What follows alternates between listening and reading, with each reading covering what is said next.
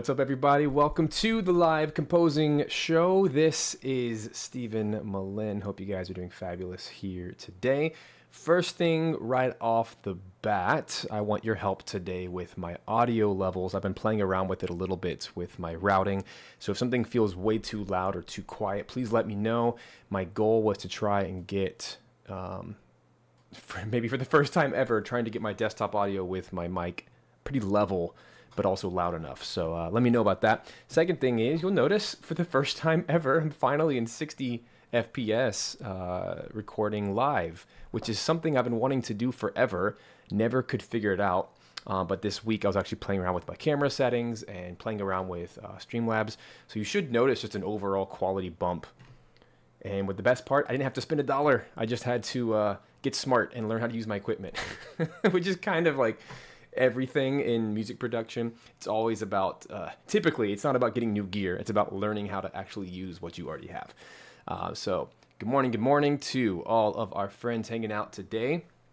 Hopefully this is a fun time for everybody and just everything looks, sounds, and feels better today. That's the goal.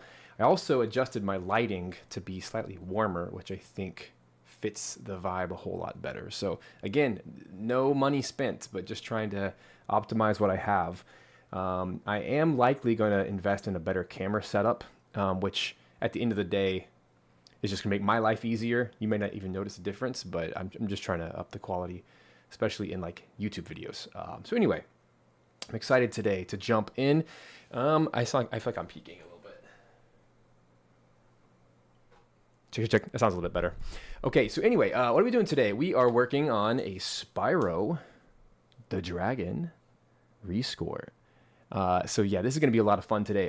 So for those of you inside VGM Alliance, every single month we do a composing challenge where we take either a modern video game or a retro video game, somewhere in between, and we rescore it. And the purpose of this is it gives us some really powerful demo reel material to use in our websites, on YouTube for content creation, on social media if you're clipping this stuff up, but also to send to clients, potential clients, because so much in my career I've had people reach out and say, hey, can you write something in the style of Zelda? Can you write something in the style of Super Mario, in the style of Metroid, in the style of Spyro, Mario Kart, whatever? And because I have a real clip that I've already done it, here you go, yeah, absolutely, I just did this. And then even better, in my case, I do a live stream, so it's just kind of shots fired from every angle, and it really, really helps. So yeah, I highly encourage you guys to do this. Bailey just joined us in the live chat. He's been doing this quite a bit lately, rescoring even above and beyond the composing challenges. He's been doing a lot of these. And for those of you inside VGMA, we do have, I've been compiling a sound effects only gameplay clip section. We're in the 80s. It's like 84 different games so far and lots more coming. I'm just kind of getting to those as I can. Just added a few more this week. Finally figured out how to get my Nintendo Switch to connect with a capture card to my computer. I'm a little late to the game there, but now I'm starting to get some of the Nintendo games on there as well. But these are 1080p, 60 frames per second MP4 clips that have just the sound effects in them, none of the music from the game. Sometimes it's easy, I can just turn on a slider. Other times I have to get a little creative with the programming, because some of the older games you can remove the music from. But yeah, it's been a fun process learning how to do all that. But yeah, that's an available resource for you guys, and I hope that this helps you. And of course, within VGMA, we also have our Q&A calls, our listening feedback calls, where we can actually do the composing challenge, and then we all get to give feedback on how effective it was. And it's just super helpful. And as long as we've been doing these, it has really helped people build their portfolios up and get some real music. And then of course you can take that music and use it in a video game music pack and sell it and start to make some money on the side with your asset packs as well. So there's a whole ecosystem here. None of our time or energy is wasted. We always repurpose it to build your business as a game composer. And the last little announcement here before we jump in. For those of you who are not inside Video Game Music Alliance, maybe you missed the cutoff point for the enrollment period for this first quarter of the year, which ended last week. If you still want to jump inside, we're not open right now. We're not going to be open for several months. But what you can do, put a link in the description and in the live chat. I give you a 20% discount if you want to grab any of the courses that are from VGMA. Maybe it's something related to video game music packs or related to music production or to the technology side. We have so many courses in there, not just from myself, but from our coaches and some masterclass guests that we've brought in. There's a lot of good stuff on there at the beginning, intermediate, and advanced levels. So there's really something for everybody. And I'm going to pull that up really quick so you can see it, what that looks like. Come on, Windows, do your thing. There it is, right there. So yeah, this is what it looks like. There's a lot of good stuff in here. So like if you're just starting off, by far, the most popular course has been this one right here, the 7 steps to release your first VGM pack, because it's just literally step by step, all the things you got to do to actually get your music ready, organized for these different marketplaces, how to do it on each of the marketplaces. It's a pain in the butt if you've never done it before and you don't have a guide to walk you through, which I had to figure all this stuff out on my own. This stuff does not exist to my knowledge. Maybe it does now, but this has helped countless composers release their first packs. And I actually still go back and consult these sometimes because I forget some of these steps when I'm releasing new music. But hopefully that's a blessing for you. Use that code 20OFF and you can get yourself 20% off. But more importantly than that, don't just get a discount. I always make this promise that if you buy anything from the VGMA course shop there on Thinkific, whatever that amount is, send me and send our team the receipt of your purchase, and we'll actually deduct that amount from your membership whenever you join us the next time we open. So for some of you, you can come in for free, and that might be a huge blessing for you. But that way you're not wasting money on like buying the same thing twice, because we have all those courses and more inside of VGMA Pro. I don't want you to have to buy something twice. That's no good. But yeah, hopefully that's a huge blessing for you guys. And obviously a lot of you guys are already inside VGMA, especially for today, because we're doing our composing challenge. But yeah, anyway, let's do it. I'm excited. So what do we got going on here? Well, by the way, can you tell me how the audio feels today? Too quiet, too loud? Am I peaking? It's hard to tell sometimes because, I can hear my own voice, but I can't hear the stream output. I can only hear, it sounds good in my ears, but that doesn't mean it sounds good to you. And I can't know till I listen back, till the stream's over. Then it's too late. So let me know. So for example, here is our clip. It's the first level. It's the open world and I guess the first level of Spyro. This is the Reignited Trilogy version. So this was the re-release, the remake in 2018 from the 1998 game. Gosh, I loved Spyro as a kid. I love it now. I don't know if I 100%ed. I think I did. I'm pretty sure I 100%ed or 105%ed all 3 in the trilogy. It's such a good game, and it's worth it. It's just so fun collecting all the gems and stuff. What's so nice about this, and I wish I had this 10 years ago, 15 years ago, and I was like, oh, you can't hear sound effects? What do you mean you can't hear sound effects? Oh, my bad. Sorry, of course. Forgot to hit the start button. I'm sorry. I promised they're there.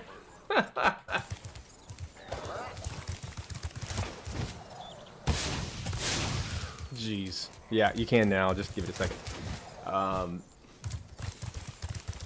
Anyway, you should be able to hear that now. This is so nice to have because 10, 15 years ago when I was starting off in my journey, like taking it really seriously and actually working with clients and stuff, I guess it was more like 15, 20 years ago. Golly, 2008 is when I really started commercially. So I guess that's a lot of years ago. It's 18 years ago. Anyway, back then, I just wish I had this. I wish I had these resources or the ability to remove music, because then you can put your music and test it and play around with it. So anyway, so I want to be careful today when I'm writing this that I'm not trying to sound like the original. I do know the original pretty well, but I still want to evoke the same vibe. In this game, and you'll notice how like pixelated it gets. That's only when we freeze the frame, because it's an MP4 file. But this is all that our DAWs like to work with. They don't like .movie files. They don't like really big files. So it's actually really important. It's the codec that's in DAWs. They're not good at video production. But what you could do is you could always, if you want to grab your own clips at 4K or whatever, you could always take your music and then put it in a video editor to do that. But, you know, for our purposes, I like to be able to export it all together. Yeah, so that's what we're doing. We remove music from clips. There are AI tools to do it, but the best is just to go to the actual source. So I actually have recorded all these games, remove the music, and that way to clean output with the sound effects. And then, of course, we add our own music. So this is simulating exactly what we do in the real environment. So anyway, the original sound was kind of like 90s rock. Obviously, it's pretty goofy, but we're also in this like medieval type environment. It's a dragon, but it's also a super cute, fluffy kind of dragon. It's very colorful, very bright. Even the sound design is very comical. So it's important that the music we do today matches that. It can't be overly serious. It can't be overly. It also can't be overly cutesy. So, like for example, Bailey, he did a rescore the other day of the Patrick Star, like the SpongeBob SquarePants game. That needs to be super cutesy and like over the top whimsical, or like Bluey, that kind of thing. Like those types of games, yeah, they're kids games. It's supposed to feel in that vein. But what's unique about this is it almost definitely needs a drum kit. It needs bass. It needs maybe guitar or even an organ. It just needs to really fit in that space of whimsical, playful, but also serious enough that it doesn't sound too childish. Because he's a cool dragon. It's kind of like a Crash Bandicoot. This is, you know, the same era of 3D platforming for PlayStation. So anyway, kind of the first thing that came to mind was to grab a tambourine. Because I feel like it gives a pulse.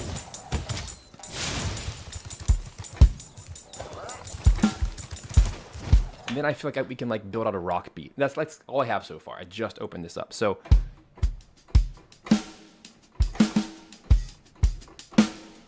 now, of course, I'm just speaking from my own opinion and my own thought process. My answer is not the right answer. It's just each of us has to have a conviction that what we're doing is the best thing for the picture, but we're all wrong. But that's what it means to be an artist, is like, this is what I hear. This is like my visceral response emotionally and artistically, musically, to what I'm seeing on picture. So Chris, I want yours to be very different than mine. And this is why we meet together. We do this because there's going to be 10 or 20 right answers, and everyone's going to be right. But then we're going to talk about, okay, you meant for this to be whimsical. How do we make it more whimsical? Or you meant for this to sound hard and rock, whatever. Let's lean into that. And it's fascinating. This is why I love doing stuff to picture. Anyway, I like this idea of tambourine, and I specifically don't want to play live instruments today, as counterintuitive as that sounds. I want it to kind of sound retro and digital and like studio perfect. So I actually think leaning into the digital tambourine. I have a tambourine behind me, but it's gonna have the right vibe, kind of being perfect. Anyway, enough talking. Let's play.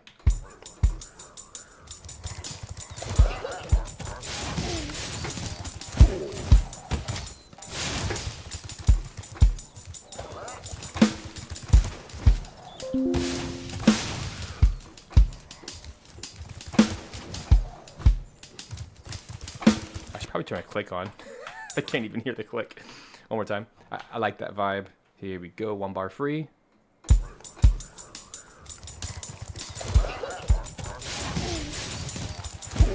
It's doing like a light kick.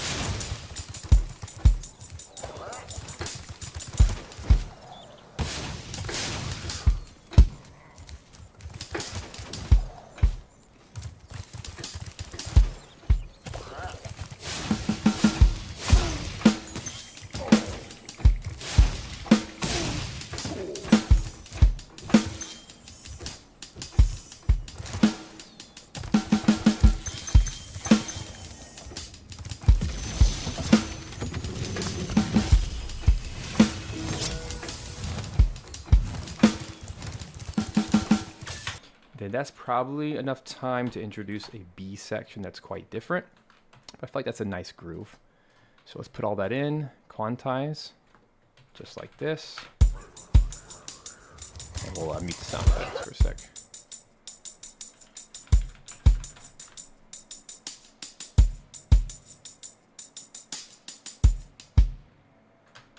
And I like that, where'd he go? My tambourine quite a bit. Just down here in the MIDI, so I'm just gonna keep that going. Like that.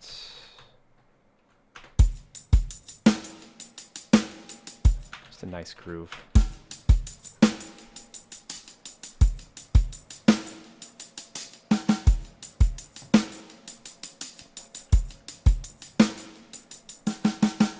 Nice. And by the way, I'm just using a very basic, and on purpose, studio drummer. That way I have full control over all of the MIDI. It's just one basic patch. This is, I think it's an old Native Instruments patch. So if you have complete, you should have that. I like it because it's just simple. It's just the studio kit. And for today's purposes, that's all I want. Simple. I was also playing around. The B3 organ. This is a basic rock organ from Vintage Organs, which is, again, just a Native Instruments. Very basic patch here.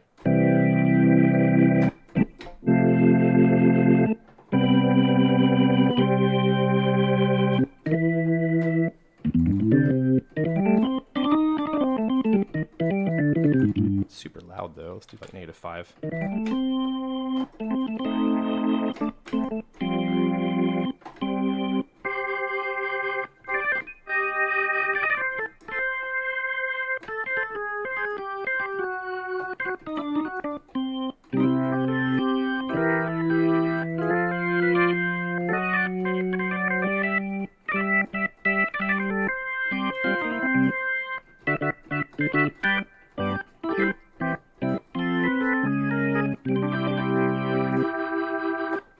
Ooh, I'm gonna want the pedal. Isn't there a button on here somewhere, probably, to hold the pedal?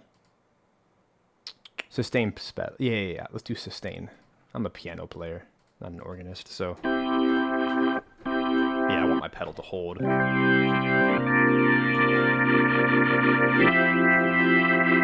I just think that's the right vibe for this, especially with the drums. That's gonna feel right.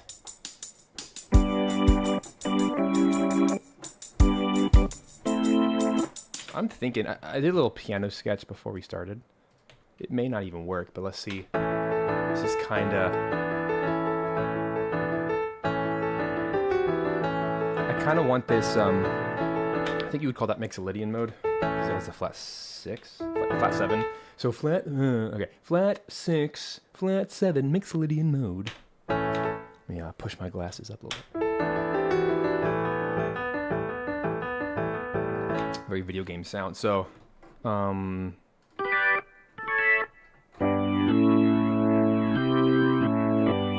also very rock sound. So, whether or not we're in the key of A, we're starting on an A.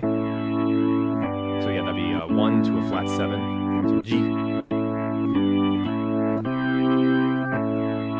That has like the perfect blend in my, again, this is all my opinion. You can argue all day, and you would probably be right. Push his glasses too. That's right. If this is a 1, this is a 7, then it's like a major 3. This is just very Beatles rock. It's almost blues. But it fits the too cool for school vibe that was in the 90s. So this is the time of Sonic the Hedgehog, when Mario was kind of considered lame by comparison. The Crash Bandicoot was super cool. So Spyro was just kind of the natural extension. It's a cool dragon, but he's also kind of cute. Now what's interesting is the reimagined, the reignited trilogy, which is the remake. They made him like extra cute. But in the original, he's kind of jaggedy and you know, polygonal, kind of like Final Fantasy VII, that old PlayStation style. What's up, Ju? So I'm kind of leaning into the original, not so much the remake, but I just feel like the chord choice should reflect the vibe. And that's probably the first note that you would get from a game developer is, well, I want the music to sound more blank. and they're probably going to reference the character, the main character. So it's supposed to feel cool, but not outdated. It's like this nice blend of retro, modern, right? All that good stuff. Hey, what's up, M Peacock? Welcome. It's been a while. Welcome back. You picked a good one, and I know that you're a big Spyro fan, so that is really cool, Micah. All right, let's play something. I'm gonna just do drums and organ.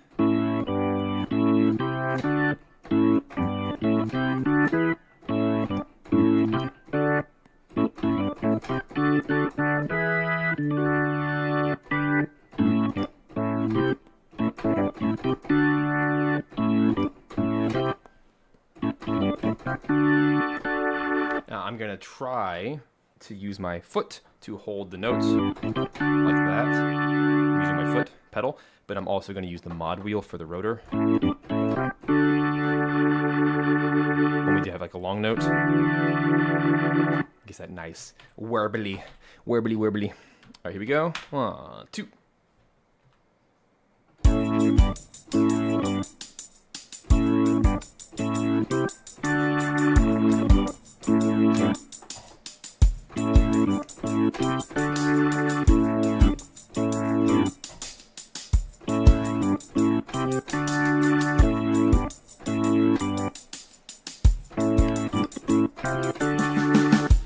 It's kind of cool.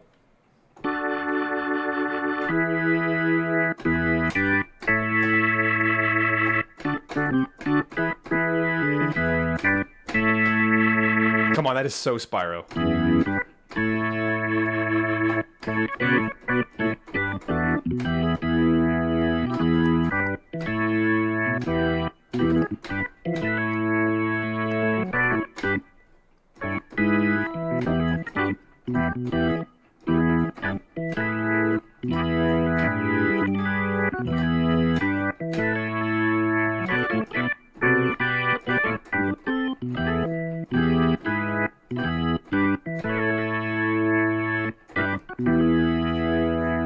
It is kind of weird. Yeah, you're right. YouTube had a big update recently, and even my live screen is all screwed up now. It actually cuts off my picture, so it's super annoying. So, come on, YouTube. You're usually amazing.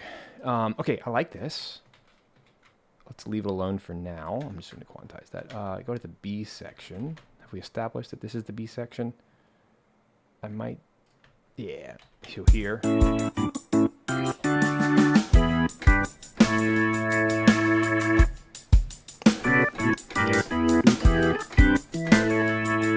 kind of like that.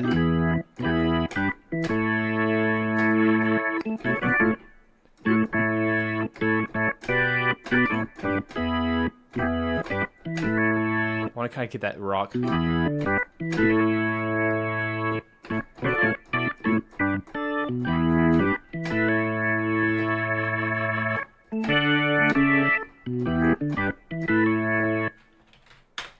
here we go.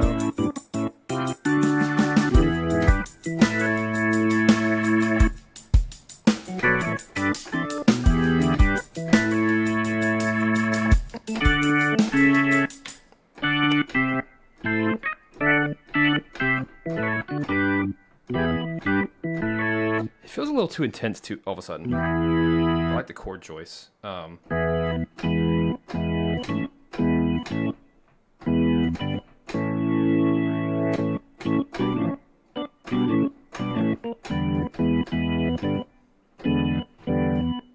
Whee, come on, brain, wake up. Doing some inversions.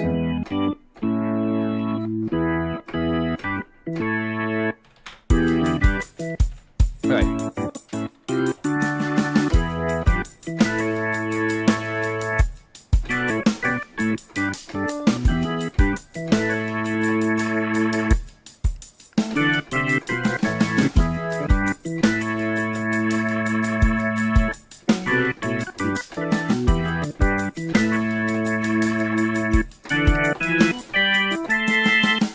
Okay, I'm going to take that, drop the whole thing an octave, but specifically over here in the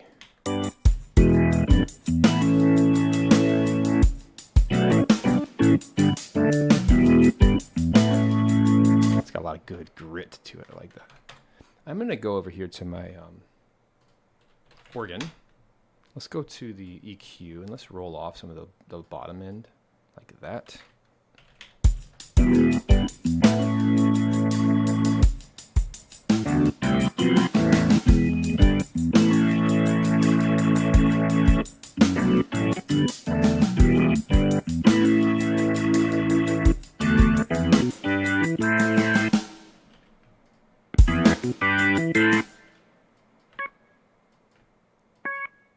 I missed a note right there.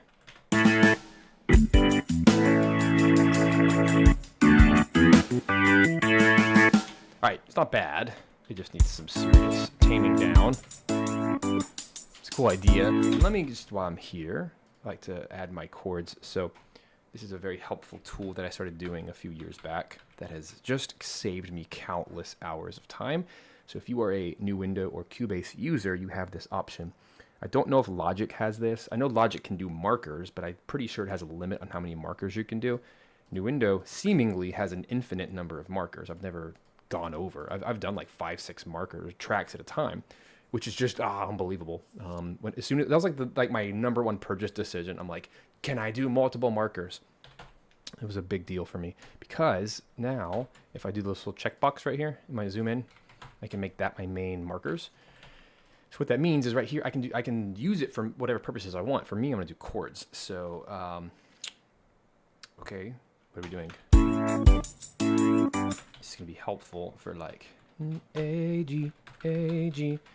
It is kind of more work.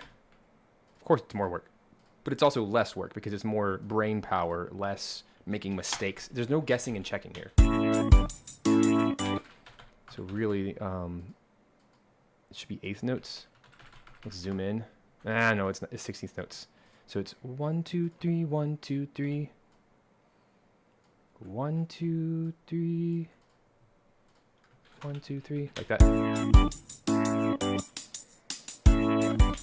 Right? Now I can just copy and paste it. To C, I think. Let me play it. Yep. And of course, another cool thing about Cubase in the window is that you can just select anything and then copy and paste it. That might be a universal DAW thing, I don't know, but I've just found it to be so easy to use in this. So here, I'm going to change it, just drag it over. I'm doing this later so I can add my bass and stuff. It's the same chords, just change them. Timing. There is a chord track, by the way, but I think it's not great yet.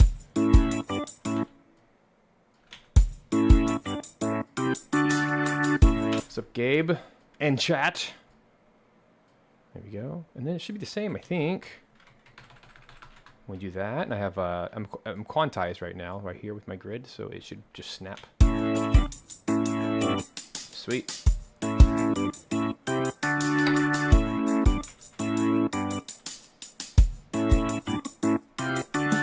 So I just noticed. Here's another good thing about doing this, and I'm sure. Hello, brain. You can do it. I'm still waking up, guys. Sorry, I've had a lot of late nights. Jordan. I'm like. What's his name? I know his name. I promise. Come on, brain. Jordan. I need more coffee. I need way more coffee.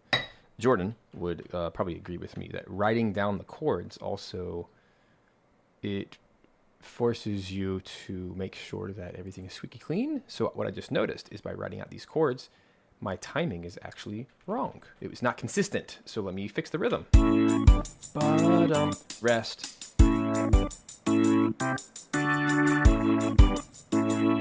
So I have a pause here. So it should have been bum, ba-dum, ba-dum, bum, bum, bum. So that is wrong. See?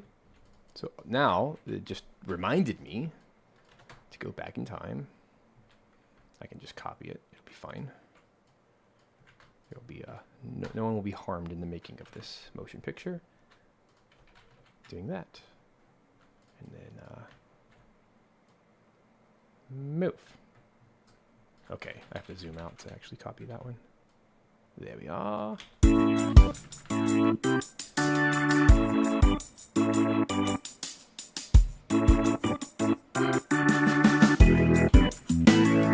I like that a lot, actually, when it gets lower. That's cool. That's going to feel really good. So this is E. See, otherwise I have to keep it all in my head. But that's no good. There's too much going on in here. I don't need other distractions when I'm writing. So this is pretty easy. E G A, and I'm just adding little flourishes to make it fun and interesting. And it should be the same. And this is also, as you'll see, if you haven't joined me on one of these streams yet, this one, I do need more coffee. Can't put sentences together. My schedule has recently changed. It's a good change for my family, but it's brutal. I'm working extremely. I'm basically working 12-hour shifts, 4 days in a row. So it wears on me. But it has now protected my weekends with family, and date time with my wife, all that stuff. It's a new change for my family. So I'm just learning how to kind of push through extreme energy and still stay on camera and that kind of stuff. It'll be good. It's just a new thing, and our bodies have to get used to it.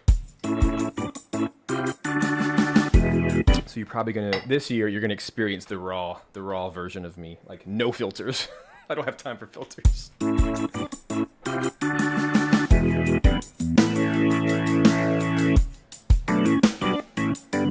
What is that?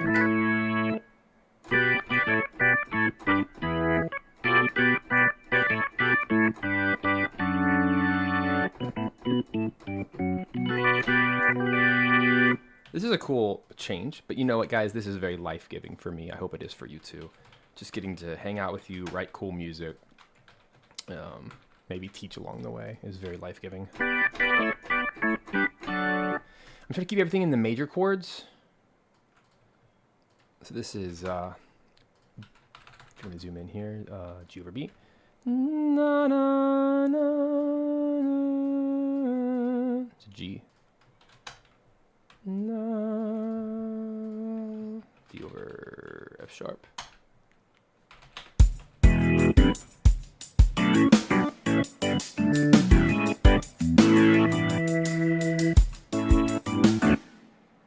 Should be the same over and over again. I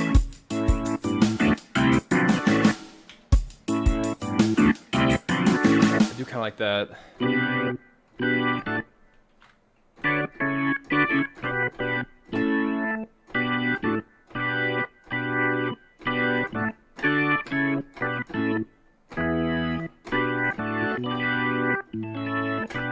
This is where it's going to change. G, da, da. I like it being slightly different. This is now a D and D, A over C sharp, G over B, and then A. Again, this is all for my reference for that when I add the bass, etc., like guitar, whatever, I don't have to guess on any of my chords or my notes. It's already there.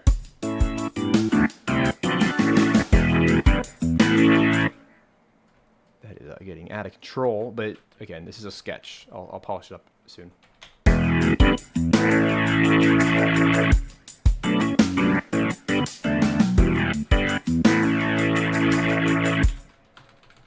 Is it the same? Oops. I think I have 2 passes in here. That's why. That's why it's so unruly.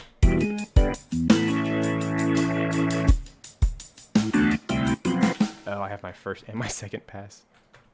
No wonder it's so awful. Okay.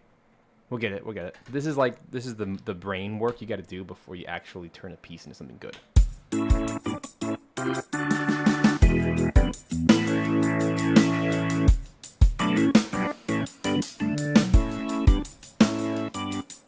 Ha ha ha.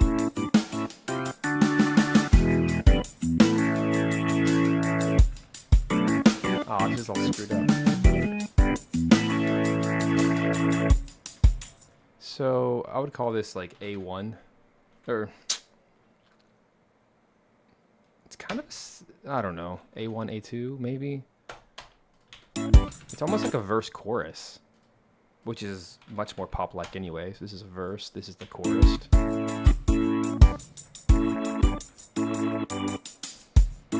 So this is kind of like a chorus instead of a traditional A-B structure. Oh,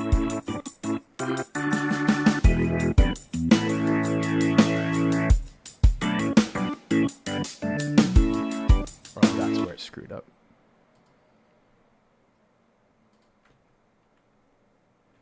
So I think it should be fine if I do this. That's what happened. I forgot to merge my takes. I actually kept them both. That's okay. I caught it. Oh no, we're friends around here. We all help each other get better. I'm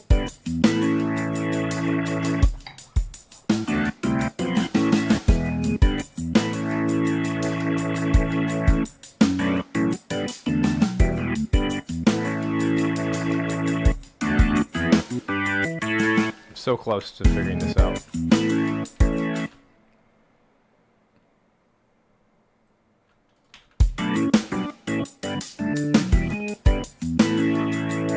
It's worth it. This is the part. See, I accidentally copied the wrong thing. That's all that happened. So really, I could probably copy and paste all of this and then just edit that last measure.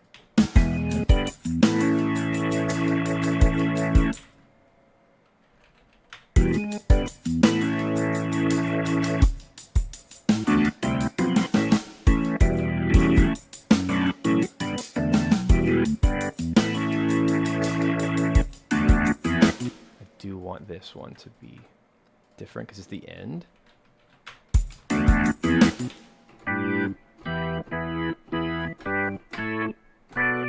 What did I play? I like that because now we're starting on the D. I don't usually do this. Like, there's not a single minor chord in this entire piece. That's what gives it that super bubbly pop feel. Is there's no minor chords, and therefore very modal. It's a mixolydian, right? Okay, now I can finally breathe. So what I want to do now is I'm going to take this chorus section. Now that I've kind of established it, I'm going to mute it.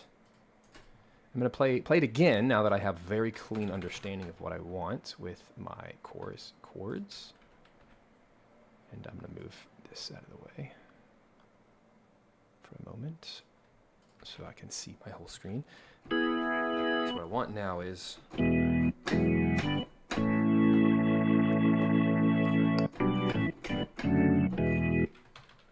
got to see all these chords. That's the whole point. Now I can turn it back up. Let's try. Let's see what happens.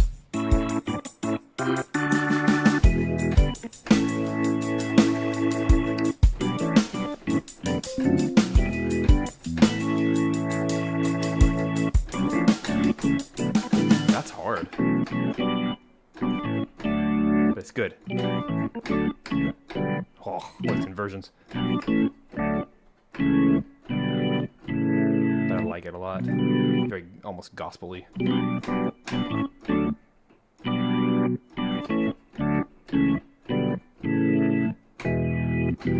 Yeah, that's it. Here we go.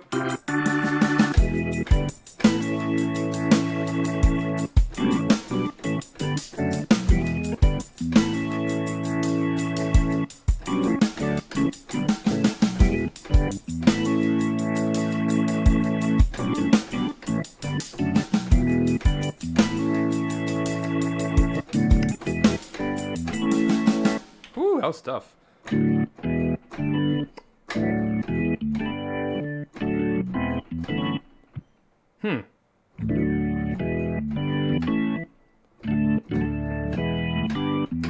Where should that melody be? Or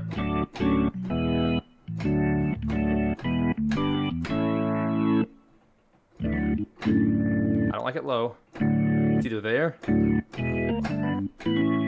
or here.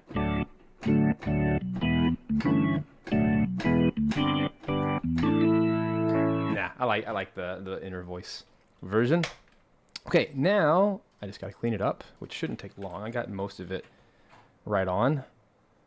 So I'm just gonna quantize 16th notes, the beginnings of them, and then I'm gonna solo just that track so we can hear it very cleanly, and then just kind of fix it up. Ooh, just kidding. I can't do that, can I? Because of all my little trills. So what I'm gonna do, my grace notes, I'm gonna select everything and then deselect by holding Control on my keyboard, just the little flourishes. I will not let those be quantized. Which I do have to manually go through and find them. Let me actually keep the bass quantized. This is worth it. Keeping the musicality of those little flourishes. There we go. Perfect. And then, without even playing it, I can already tell that there's like little flubs here and there that accidentally got in there. So that's what I'm gonna do. You can, if you can look, if you're on a phone, zoom in. But if you're on a desktop, you can kind of see all these little itty bitty notes I have to get rid of. That's just a performance issue. You know, I'm smashing my hands on this keyboard, so I'm not sure which note though. Why can't I hear it? Oh, that's why.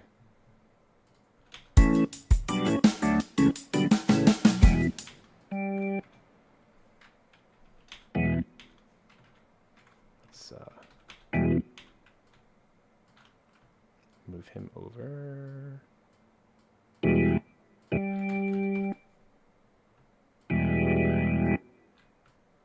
Like that.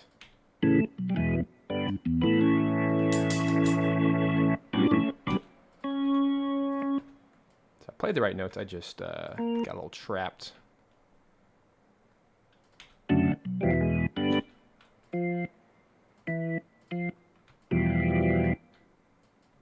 Just basic MIDI stiff.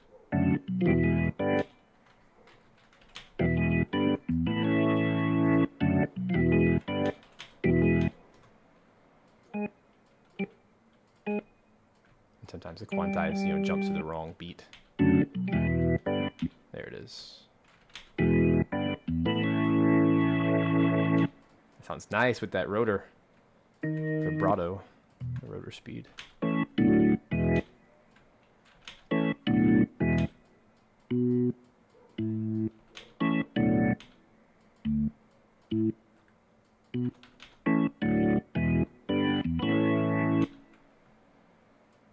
We're almost there.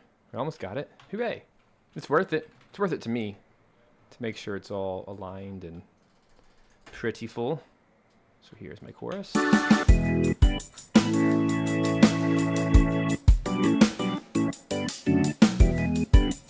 that one was not good.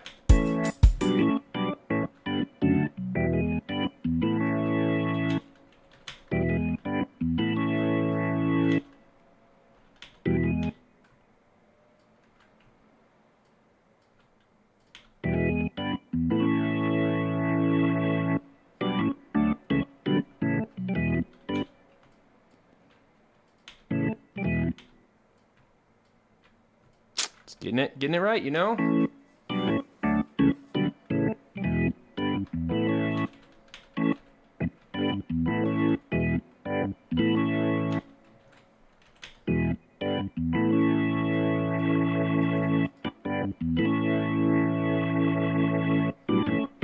Oh, here's a mistake.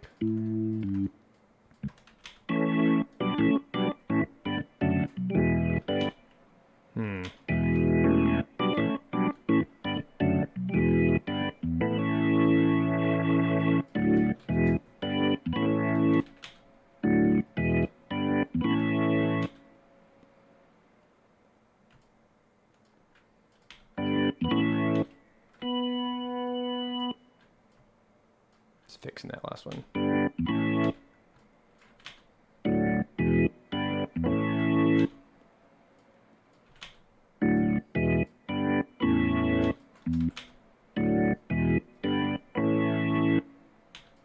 Nice. I'm gonna extend all these to the end of the bar. Like that.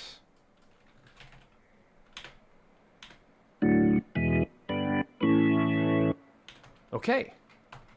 That was a lot of work, but I'm happy with that. I know it took a little while, but that's okay. So now I can really start to mess around and make it sound better. So first thing I kind of hear in my head is guitar. I grabbed the Electric Mint, which is a Native Instruments really beautiful delayed electric. To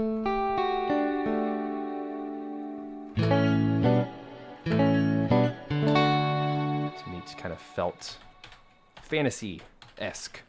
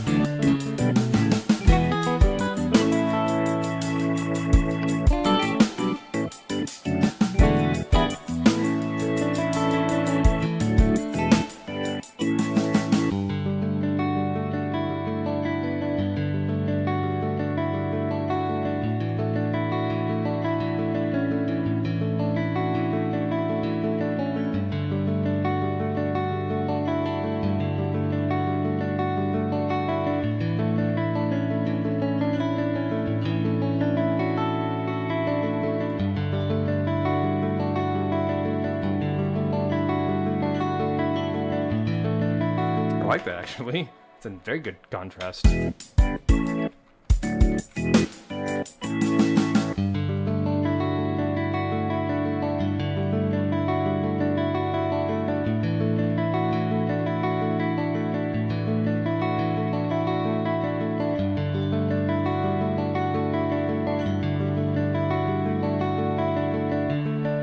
don't know.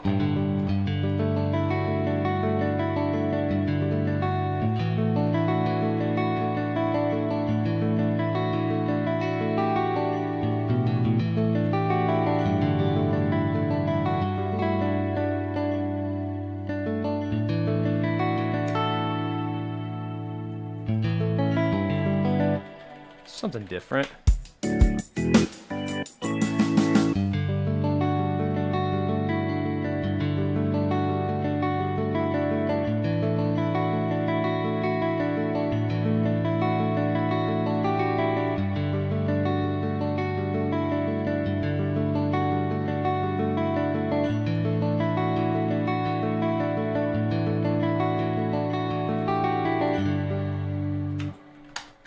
No way, I didn't record. You joking? Oh my gosh.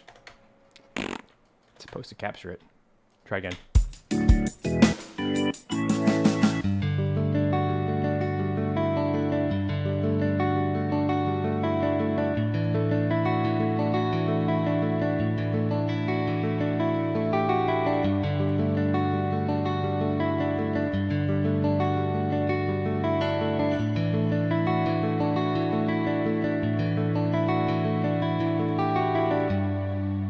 Yeah, my retro record did not capture it for whatever reason, but it's okay. That was a cleaner take anyway. But I actually like that kind of digitally guitar.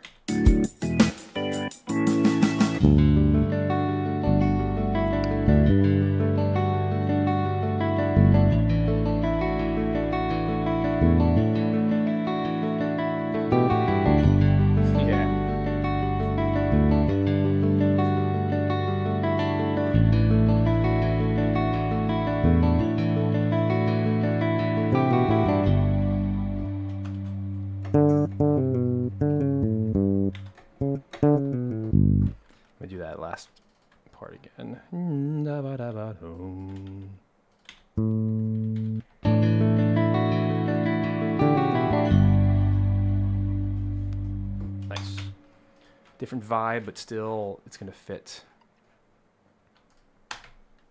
pretty well.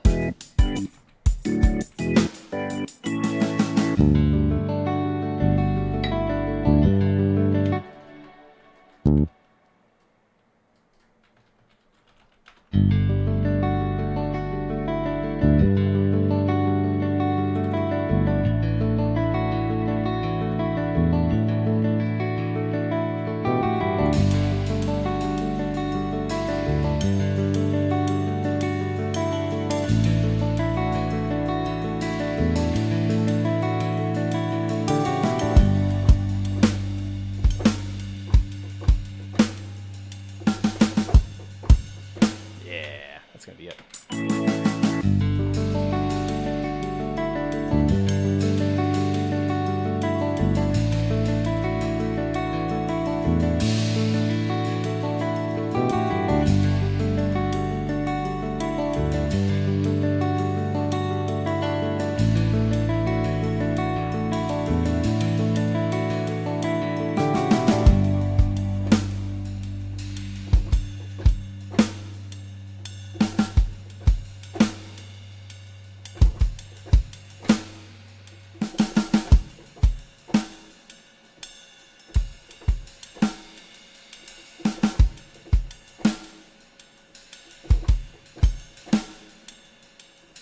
Cool.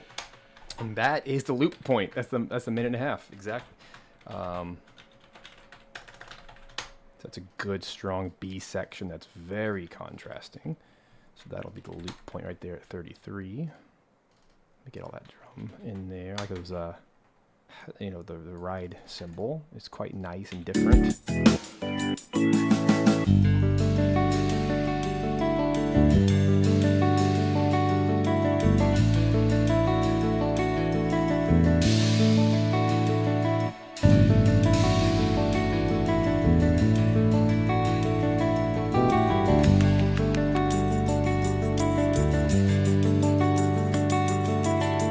Add that in a second. Here comes the tambo.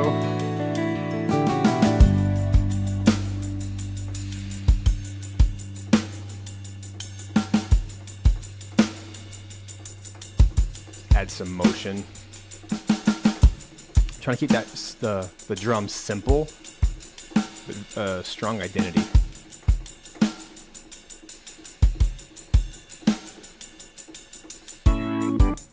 And then it should go straight into the loop quite nicely. There's the drum part.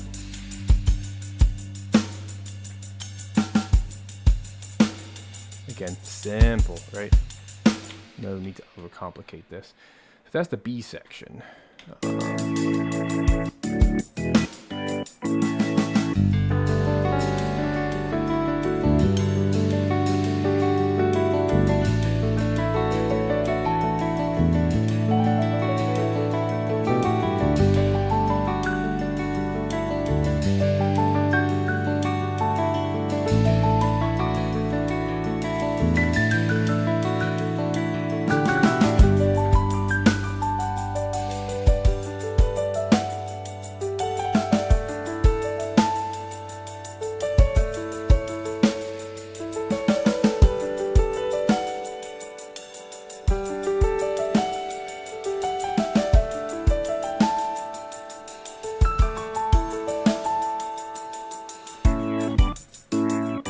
Kind of the direction I'm going.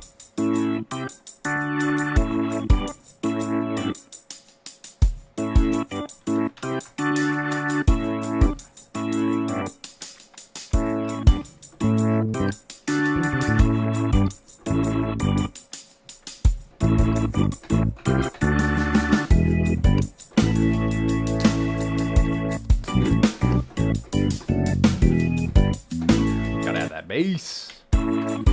Almost, I might add it for the verse, but for now.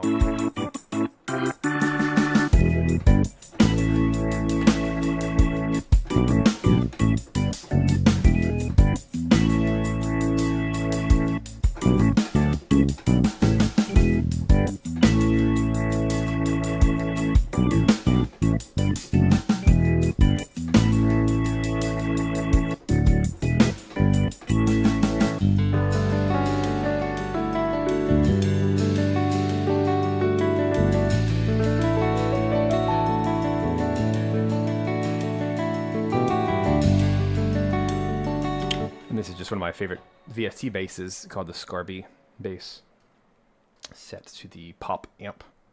It's just so lovely right out of the box, and I have it set to -3 dB. No other plugins or anything. Just it works so nicely in this kind of poppy context. It's super warm.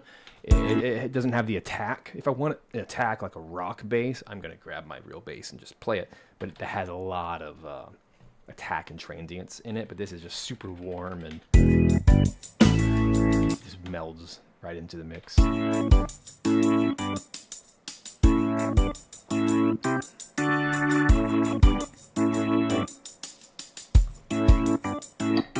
gotta open that VGMA shop.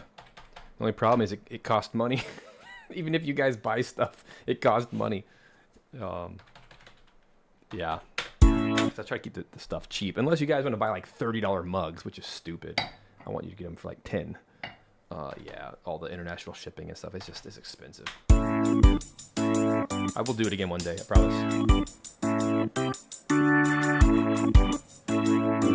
What else should we hear in this? I don't want to over complicate it. I am gonna put an EQ on this drum kit. It already has a nice studio sound, but it's a little unbalanced to me. Let me go to the snare section. Wow, my PC sounds like a jet engine today. If you hear all those, that's my PC. The only downside, it's super powerful, but it's loud.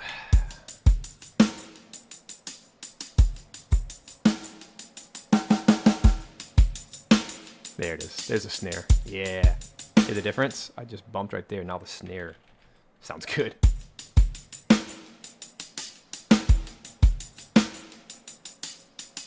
There it is. So if you add something, take something away of equal value. So I did 211 up here, so I'm going to take away 211 here.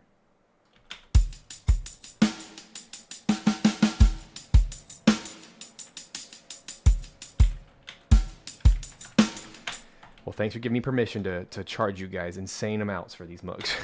I have hoodies too. Hoodies and stickers. But I did it. I've opened the shop one time, and I did it for a month or two. Every single sale cost me money. I did it out of love, but dang, it was very disappointing. Because this is why people charge $50 for hoodies, because it's like, that's what it costs. So I charged, I think, 30 and lost a few bucks on each sale, whatever. And that's like raw costs, zero profit. So, not super sustainable. See us here. Yeah, that already sounds so much cleaner. Just that little EQ. Yeah. Hope you hear it too. The bass probably needs the same treatment. Let's do the bass EQ. Man, this like sounds just like Spyro with that bass.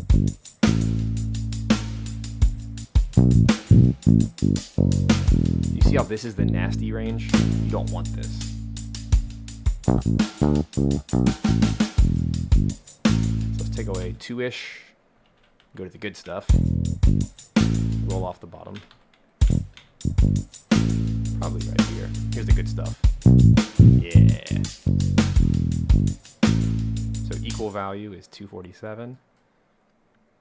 And then, honestly, we can probably get rid of, not all of the highs, but some of the highs. If you get rid of all of them, there's no transient at all. I can probably roll it off that much. You want to save as much space as you can. Headroom is what it's called. And then we can, you know, turn down the bass, because now it's going to feel louder, because it's louder in the EQ range of where we boosted it by 2. So I'm going to drop the global volume by 2, and now it should really feel warm and fit, like a puzzle piece. Yeah, there it is.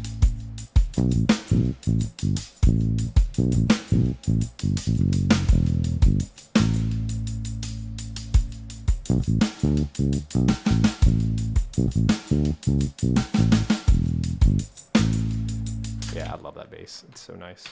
And these are all like incredibly cheap plugins. Like everything I'm using today is like $5. It's so cheap. Maybe a little bit more, but I take no pride in using expensive plugins? What's the point if it's the wrong sound?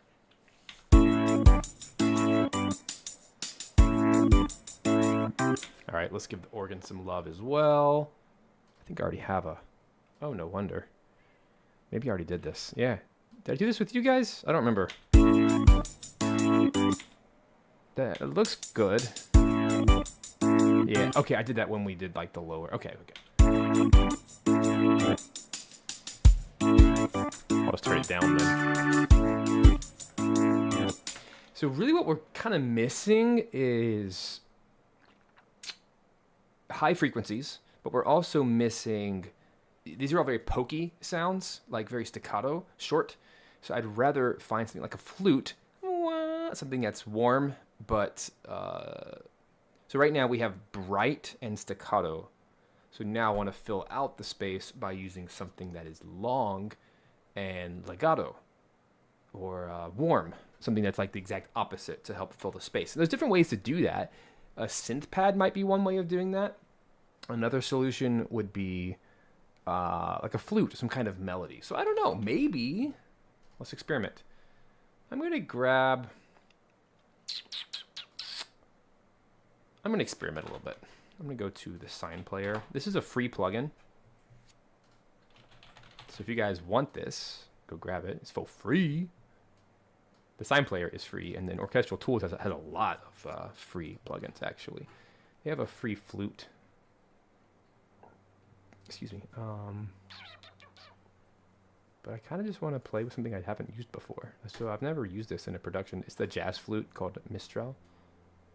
It might be good. It might suck. I don't know. I just remember it sounding good.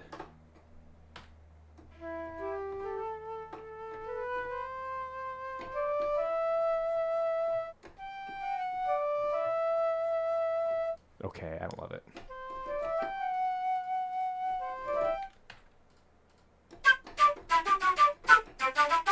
Nah. They have another one, don't they? Am I thinking of the wrong?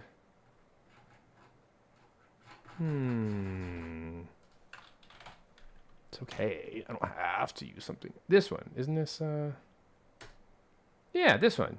Lucent. That's the free one. Where is it? Maybe it's in my, like, catalog. There it is. This is the free one. Come on. You can do it.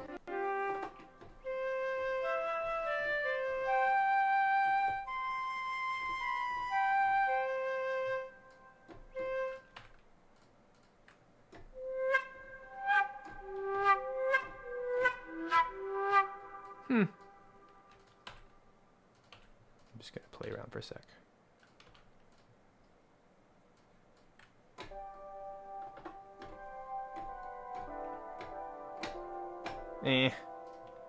I just think I'm going to solve what I'm trying to solve. That's okay. I at least wanted to hear it just to make sure. So instead, I think what I'm kind of hearing in my head is the Claire Woodwinds, which is 8DO. It's an old one. It's the, goodness gracious. If you guys are VGMA Pro members, go look at the discount section, the Pro Perks, as we call them. We have exclusive deals with a bunch of companies that is like 50% off on top of whatever the website is doing. And so especially during like Black Friday or Christmas sales, or, you know, I'm sure there's an Easter sale coming up or a January winter sale. There's a sale every month, right?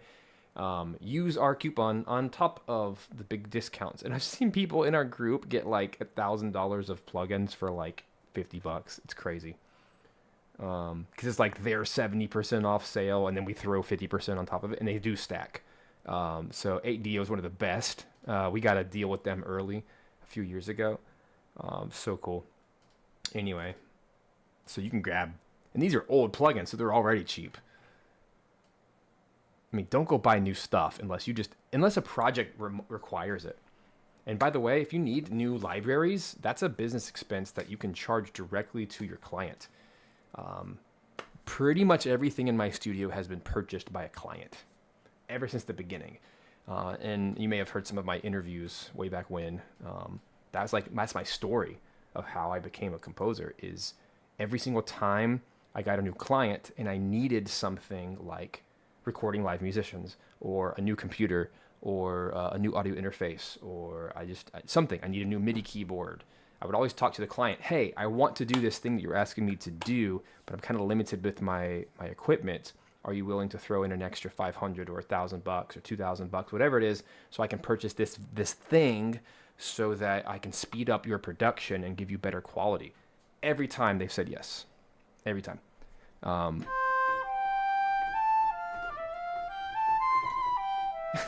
Jew, come on, $1. Come on. So that means I have to pay $29 so that you can have your $1 mug.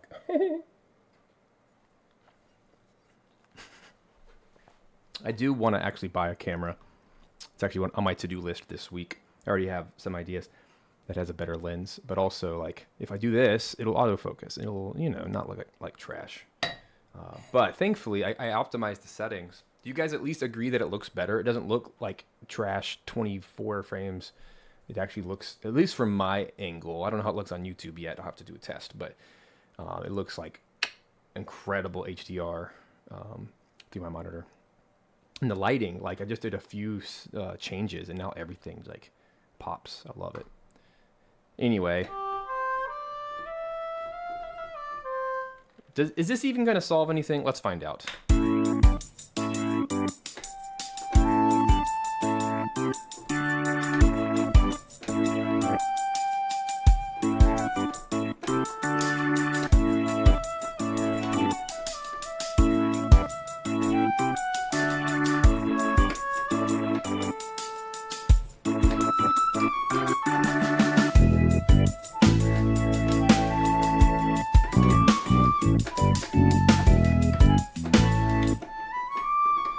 Like a flute is just necessary. It's like it feels right for a character that flies.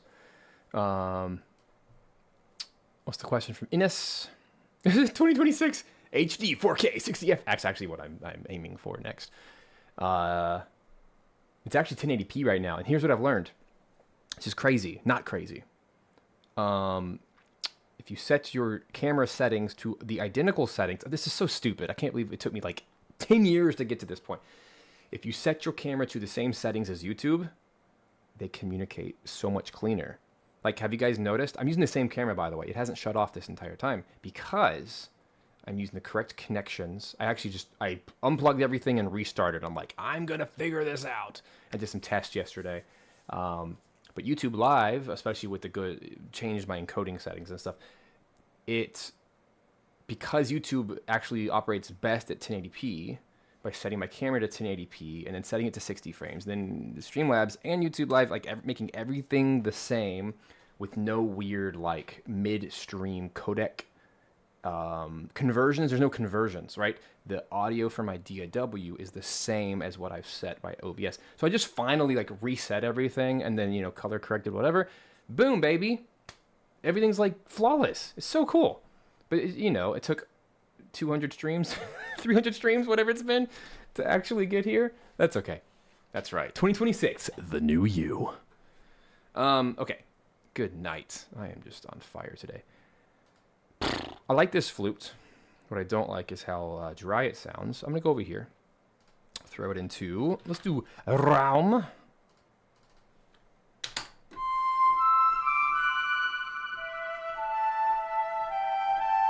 It's obviously way too much.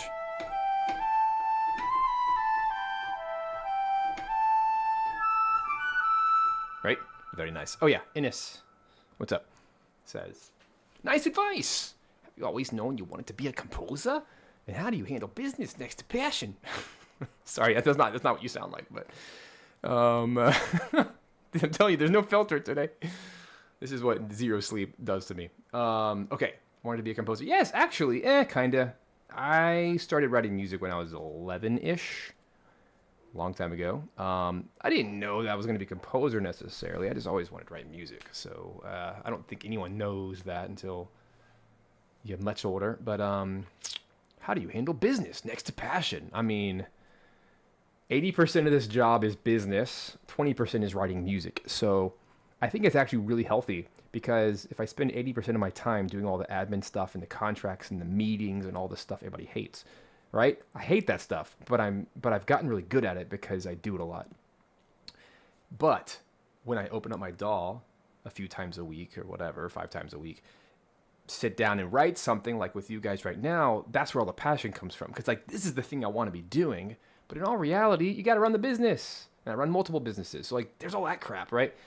But when I sit down to write, I have so much pent up artistry, and I've been thinking about, oh, I'm going to write for Spyro all week. And all of a sudden I sit down, it's not a completely blank canvas because I know what I want to do because I've been thinking about it for days. And that's a good problem because now I sit down and I can flip and write a whole piece of music in one sitting in a couple hours. Like, that's a good problem to have. It's very efficient too. Man, we're just having a Q&A today. All right. Did I answer any of that? Yeah. Kinzoku. Also, I've got a question. I've been wanting to ask for a while. I'm the Discord and was wondering if there's any plans to add VCs for fellow composers to hang out and compose together. Well, yes, we have a Discord. We decided a long time ago that Discord was just going to kind of be the Discord, let it be a chat space, a place to answer questions, whatever. We kind of toyed around with doing live calls and whatever, but eventually we decided, you know what, we're going to create VGM Pro, because we started as a Discord group and a Facebook group a long, long time ago, back in the Micah days. Even before Micah. We've been around for actually like a very long time, like 10 years. Don't tell anybody. But we've rebranded and whatever. Anywho, all that to say, where's I going with this? Yeah, so we have the VGMA Pro group to do all of our live Q&As and our master classes and our courses and our live composing challenges and all the blah, blah, blah, feedback, all that stuff. That's where all that time and energy goes, because that's a paid membership and those people deserve my absolute best, right? And the team members' absolute best. And that's kind of where that energy goes, because quite frankly, if you're serious enough to write music that much and you want feedback and you want to be around other people who are serious, you got to pay for it. It's just the way of life. I've done free groups and yeah, people are like semi-interested and kind of, but there's no commitment, there's no accountability, there's no actually checking your work, and you know, it takes time. You got to pay those people, and I have team members that I pay, so it's just a part of it, right? Anyway, let's shut up, dogs. Dogs in my neighborhood drive me crazy. So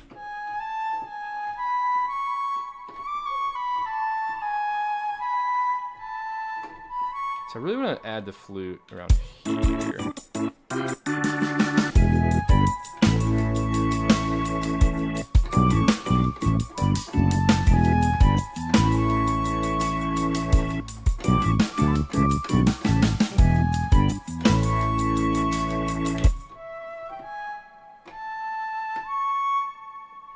That sounds nice. What do you guys think? I'm gonna turn down the reverb a little bit more.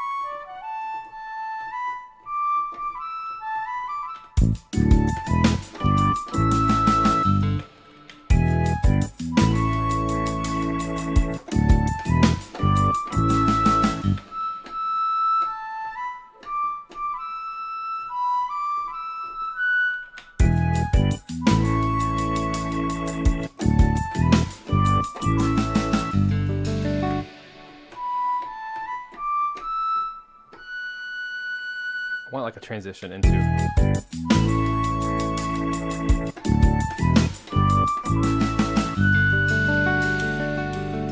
Ooh, I like that.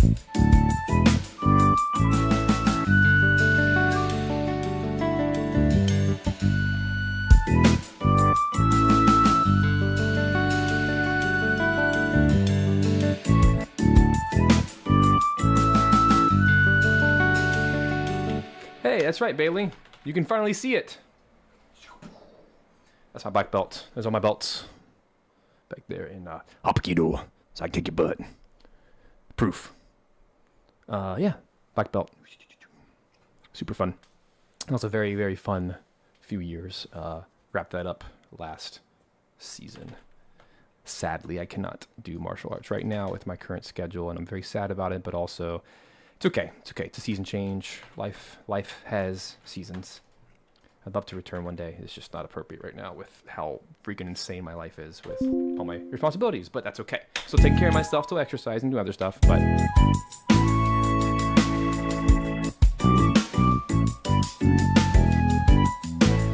All right, so the same kind of thing here. I want to show you. Select everything, deselect. I'm going to deselect all of the grace notes so that they don't get caught in the quantize is what I'm trying to do. Like that, okay? And then I will go back and clean up whatever is wrong.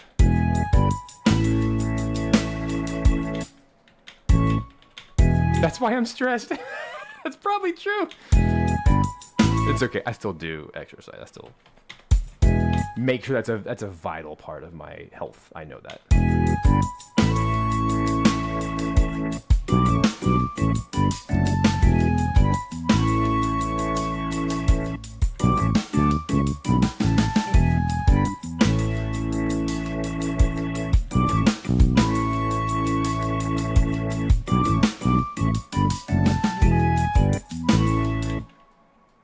Getting these tamed.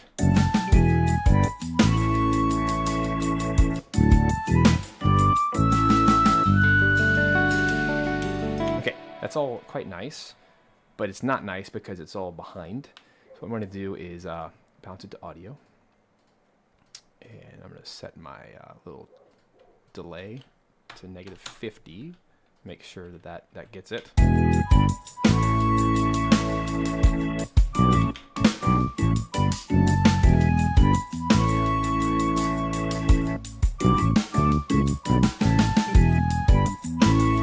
No, Micah, I do not have a Wave Master or a Wave Bird.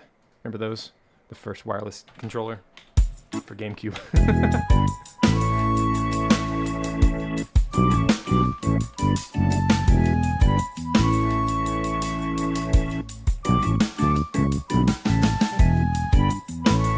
This is kind of loud. -2.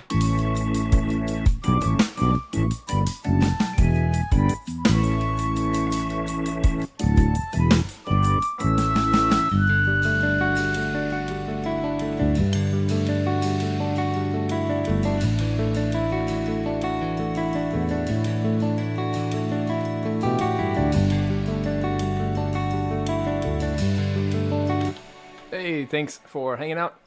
Kinzoku. It's nice stopping by for a good little bit. Got to get to work on some soundtrack stuff myself. Thanks so much. Nice to have you. I'm going to bounce my organ to audio as well, so there's no MIDI errors. I don't like MIDI very much. I've also noticed over the years I have to bounce a lot of stems for clients, right? So it's so much easier when you just have audio and then you go to your multiple right here, then you just go to your audio and then check the box and it'll like, you can automatically just send all your audio files and you already know that they all work and everything's mastered, all that stuff. Okay, Nate, great question. So the delay right here, this is called track delay in milliseconds. So whenever a MIDI instrument or an audio, a track is playing late, I go over here and type in however many milliseconds I think it is playing late. And what it does is it actually plays that track earlier than the rest. The same would be true if my track was coming in too soon. Then I would add track delay like 20 or 50 milliseconds. So for example, when I use like sample strings, like Tokyo scoring strings is one of the worst offenders of this. I usually set it to like -250 milliseconds to make sure it's always in time, because it just has an extremely late start to all the samples when it starts. And that's just one of the cleanest, fastest ways to compensate for a track being late or early. And you don't have to move the MIDI. I used to do that. I used to like, you know, shuffle the audio around, and like, wow, what a headache that is. So instead you can just type it in. To my knowledge, Cubase and New Window are the only ones I know of that have that function. Maybe others have caught up. Maybe Logic has it now. I'm not sure. But this is the first doll that I found that had that I was very impressed by. Hey, thanks so much, Mario Poison. Poseidon, I'm not sure what your name is, but hey, welcome. Yeah, the tempo is 84 BPM.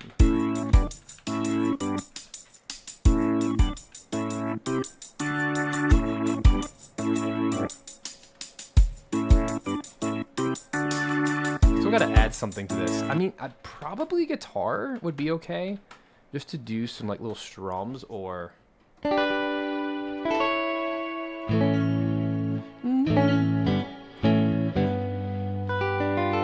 you know, I have a weird idea, which are usually the best ideas. Let's grab a hammered dulcimer. I just feel like that would fit in this context, actually. And a shameless plug for Simple Samples Audio, which is my sample library company. If you want to go check this out. It's one of my favorite libraries I've ever made because there's a 5 mic setup to record this. And it's just so perfect and pretty, and I love it dearly. Totally made it for selfish reasons, and now you guys can buy it too if you want. I just think it's one of the prettiest instruments ever made.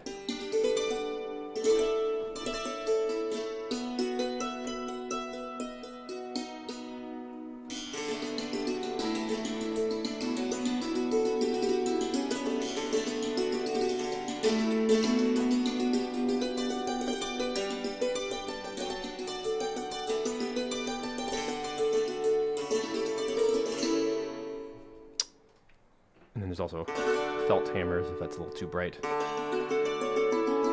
And that's the actual reverberance of the instrument.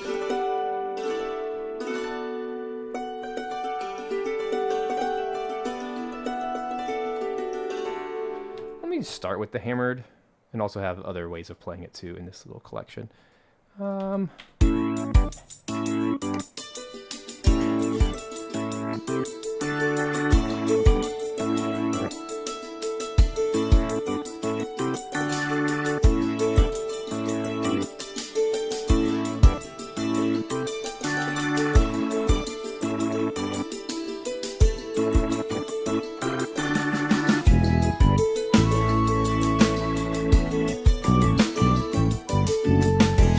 That is absolutely the sound I wanted. 1000%. And I was like, something's missing that, like, it needs that fantasy vibe. This is the instrument. Oh man. But it needs to be like controlled and not over the top.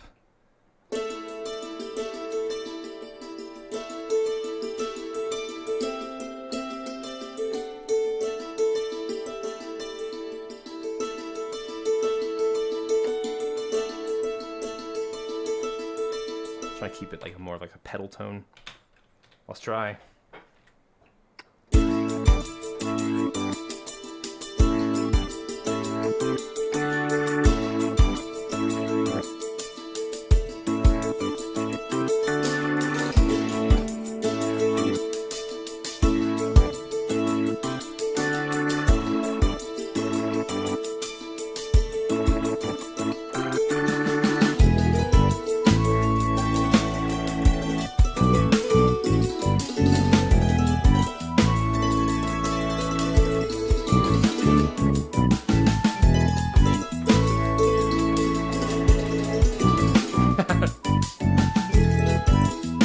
Needs to be subtle, guys.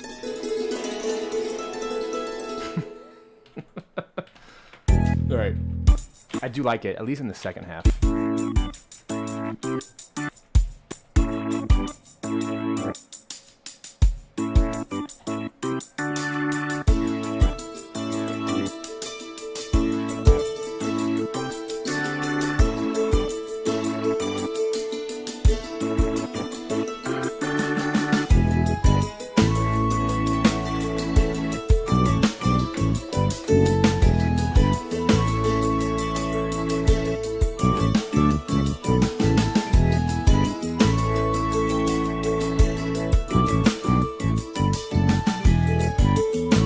This is tricky because all the syncopation. I gotta figure out how to make this fit in the mix.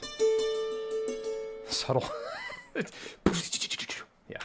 There's nothing subtle about that instrument.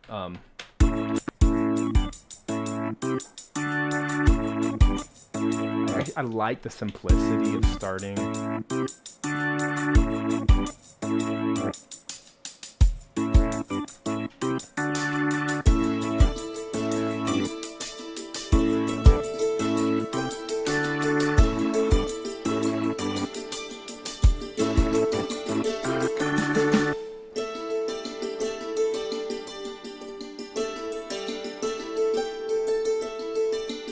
That's really hard to do, but I want to try it.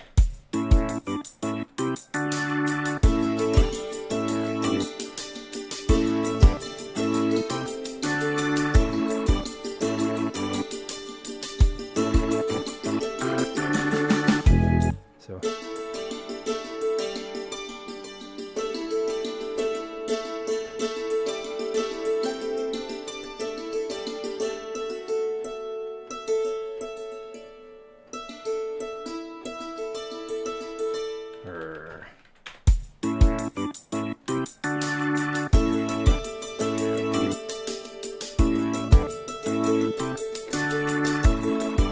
okay, I'm not gonna add the bass. That's what's causing all the issues, is I'm trying to make chords out of it. I just need to do like literally 2 notes, like 2 hammers instead of 4. Okay, here we go. That'll simplify it. Here we go.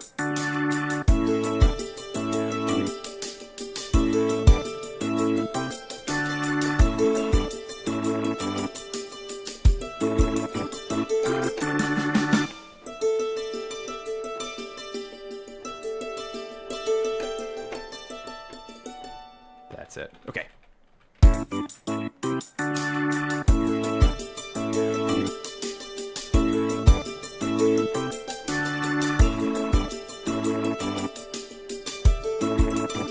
Ah.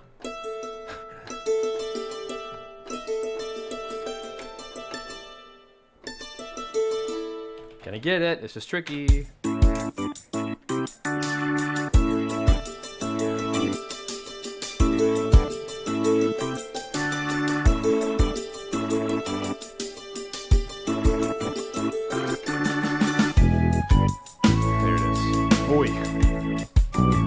And it sounds awesome because it's a nice complementing color. I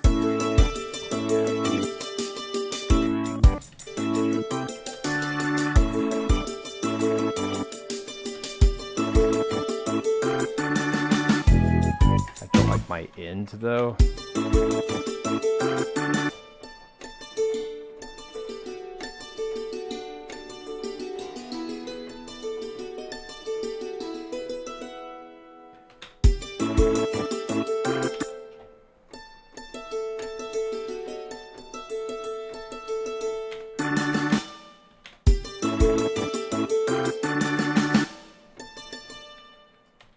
There it is. Okay, that'll fit. That'll be nice. But you know what's also missing desperately is the bass in that second half.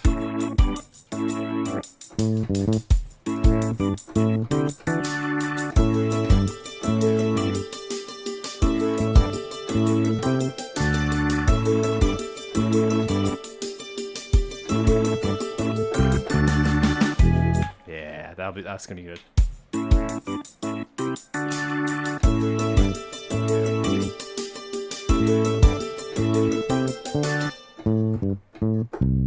That's gonna be it. Here we go.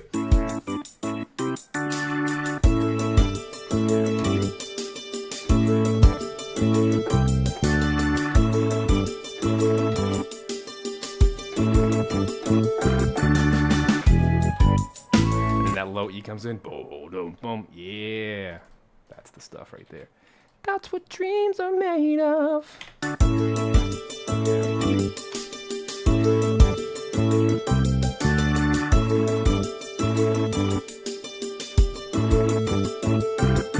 want these to be shorter though.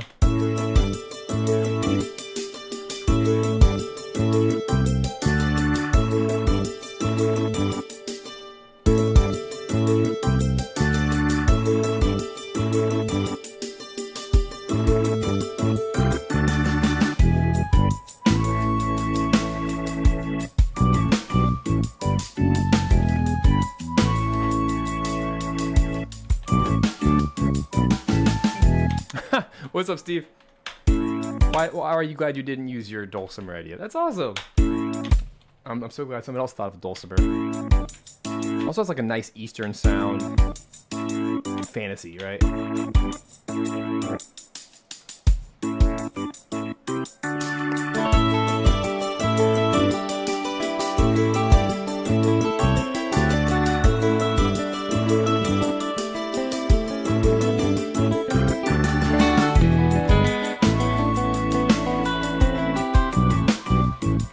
Hey, thanks, Chris. See you later.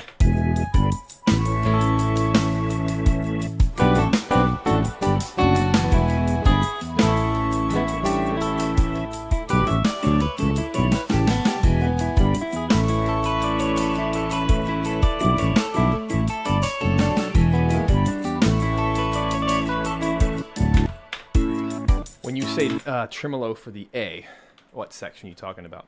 I'll try it. So this is hammered. So this is dulcimer actually hammered. I do have a tremolo patch, which I'd be happy to try. Tremolo. Also, this is a little bit loud. Dulcimer tremolo. Oh, I also have plucked. Let's do hammered. There we go. You know, for this.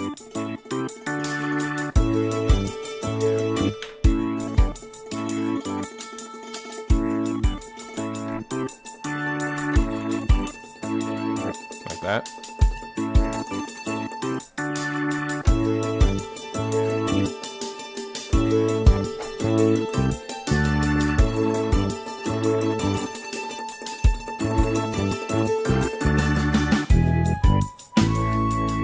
Huh. It's kind of cool.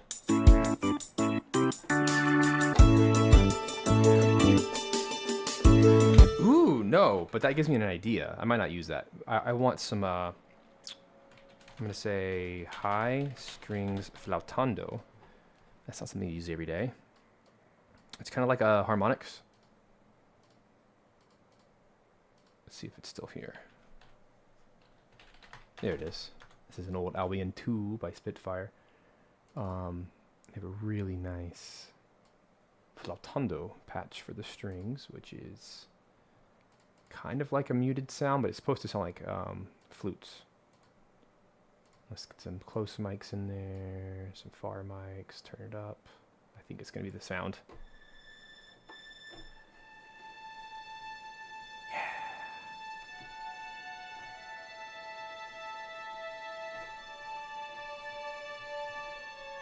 And then let's throw it into our favorite reverb, Aether, right here. Maybe -20.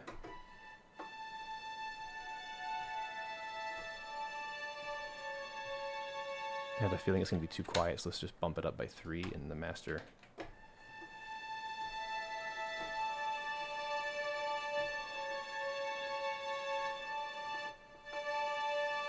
Let's see what happens.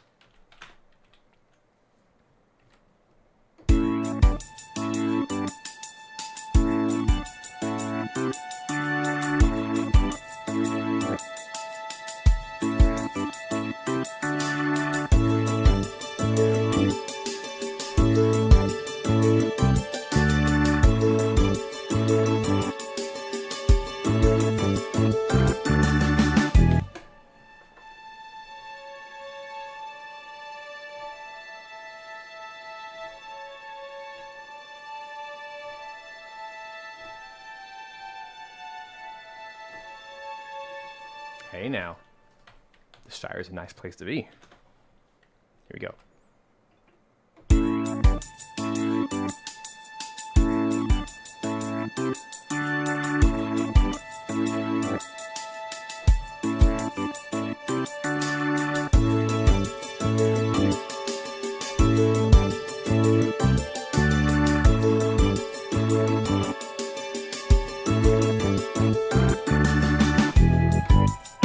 I like it.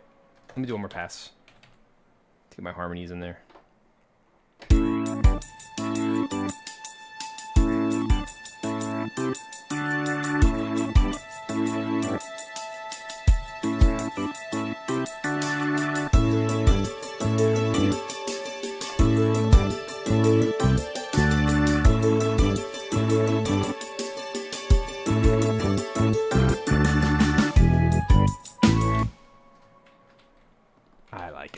actually. That's kind of the peaceful sound I wanted. And then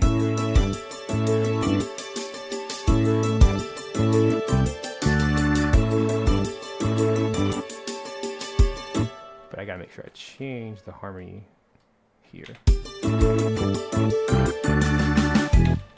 Yay! I'm happy with that, actually.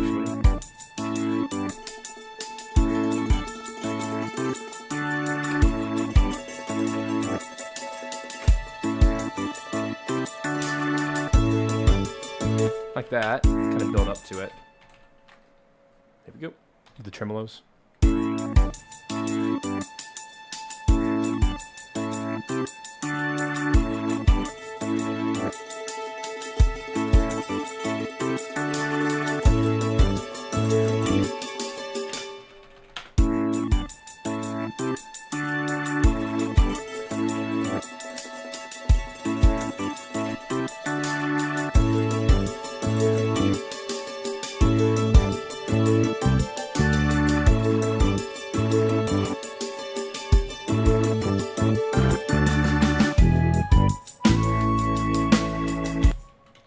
Let's also play around. You know what? I'm gonna take a break.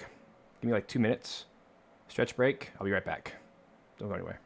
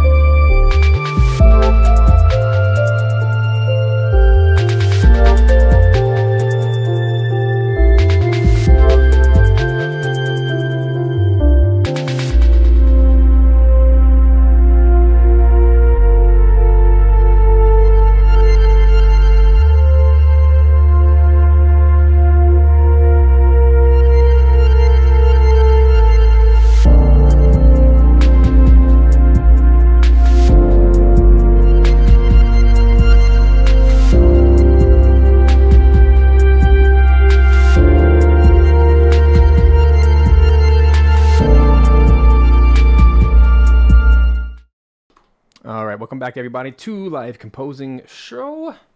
Today, working on the Spyro the Dragon. Rescore for VGMA. We have ourselves a composing challenge this month, and I'm up for the challenge. All right, we were chit-chatting. Well, some of you were chit-chatting a little bit about maybe moving this pad-ish string section to the B. I don't know. So I'm going to experiment a little bit. I want to grab some kind of synth pad. So let's grab Gravity. So synth pad. Gravity is always a good choice for just airy, basic pad. If I wanted more like drone type music, I would go for like documentary scoring kind of stuff. I would go for my own patch, ambient scoring pads, but I'm not going to grab that. I'm going to do Gravity. This is kind of the perfect use case. Pads. Let's do ambient. Let's do the Celestial and Bell-like and just kind of see what we got. And just for posterity, I'm going to reset my audio. There we go. Oh, hex no, that's not the sound I want.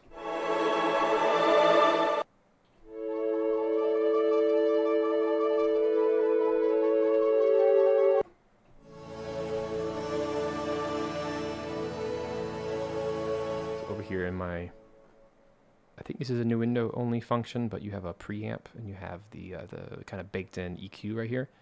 This doesn't use any resources, which is awesome. So I like to go over here and just slide it.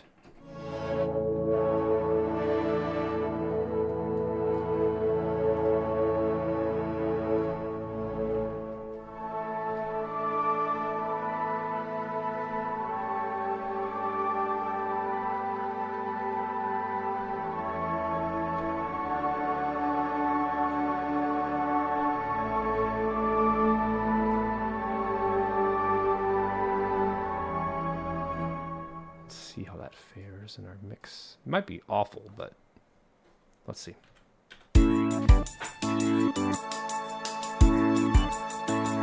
It's the wrong sound.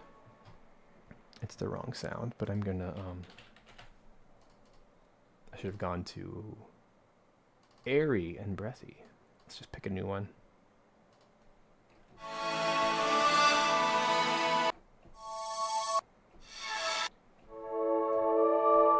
That's way better. No, it's from the high pass or the high cut filter.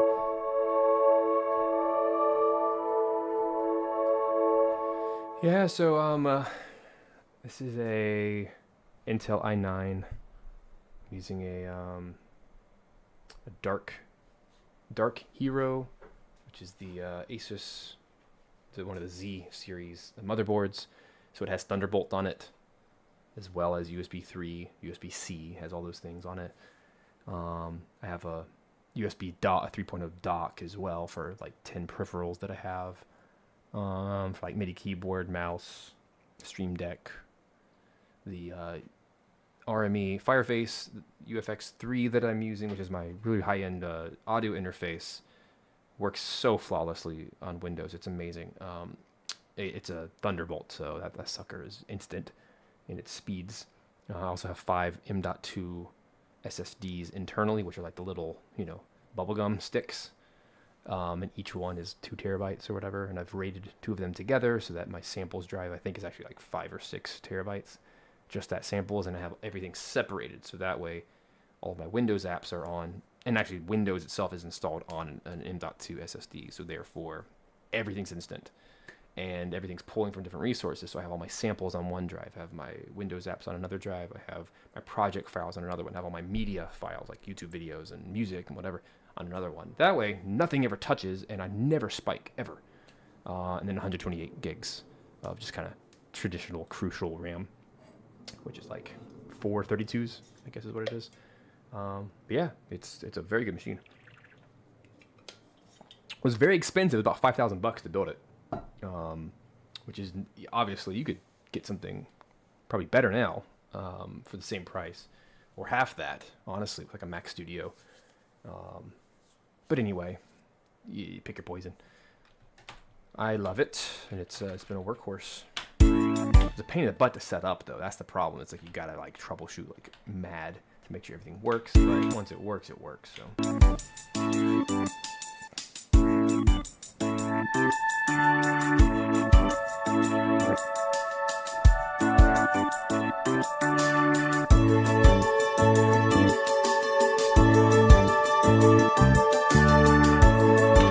Fine. You guys were right. I hate it when you're right. Here I am with my pad. Let's throw it into something B2 maybe, but like -20. Let's give it some more space. I like that, and that actually solves the floaty problem. I want something in the background.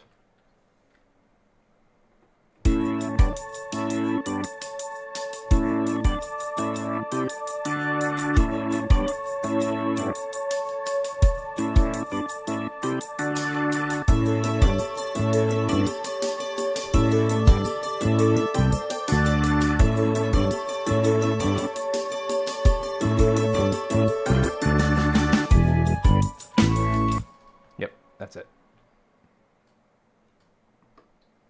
What is so funny? I don't know what is funny. Alright, to keep these all the same, I'm going to make them all the same velocity.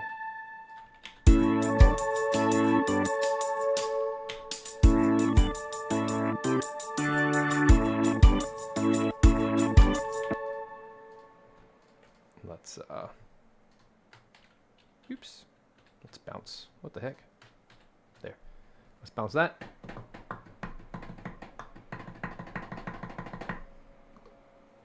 That is taking its sweet time. I wonder if it's because I'm throwing it through B2. No, that's like, that doesn't seem right. Hold on. There's no reason. Oh, that's why. I changed my tempo to 1. That's so stupid. Okay. That's why I'm like, this is taking forever. Yeah, there it goes. Because I put my tempo to 1. So it literally times 84 the amount of loading time. That's so stupid. I know I pushed the wrong key, but I didn't know it was that bad. Goodness. I've never done that before. That's the thing about having a supercomputer. It's like, this shouldn't be taking more than like 2 seconds to load. This is taking like a minute. We've done something horribly wrong.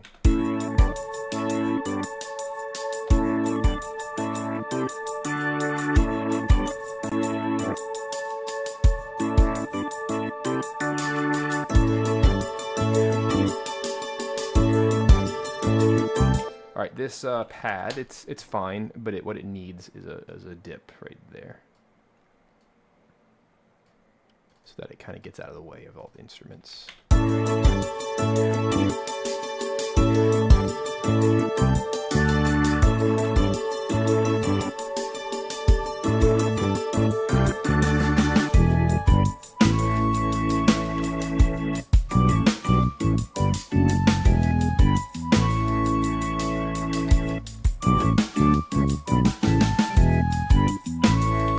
I kind of like the sloppy band feel.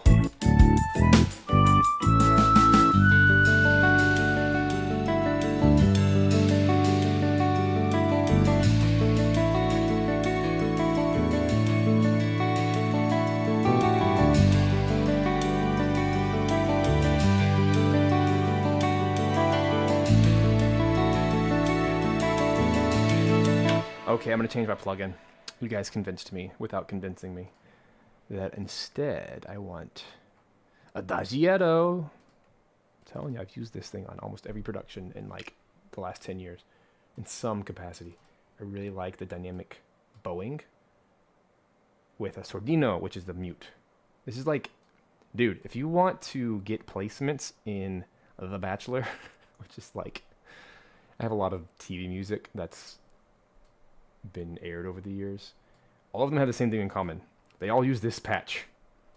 Get yourself a nice reverbery piano, and get yourself this right here, which is the strings swells. Contordino, so like they all have a a mute on, and it's so simple, but look what it does. I'm gonna turn it way down, hold on.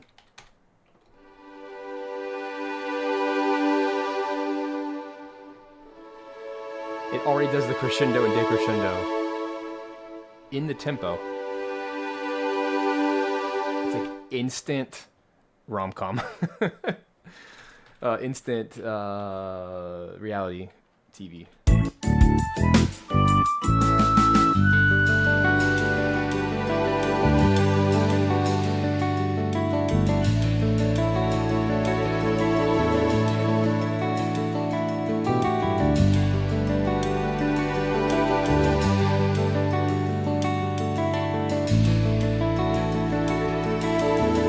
Yeah, Nemo.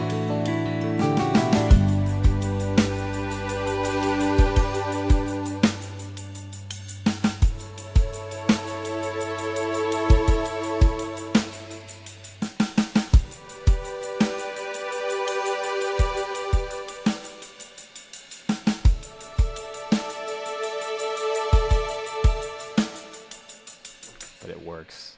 It's a tried and true Thomas Newman-ish style of playing. But also, I didn't do the exact same thing every time. I changed the inversions. I walked it up, and it'll sound nice.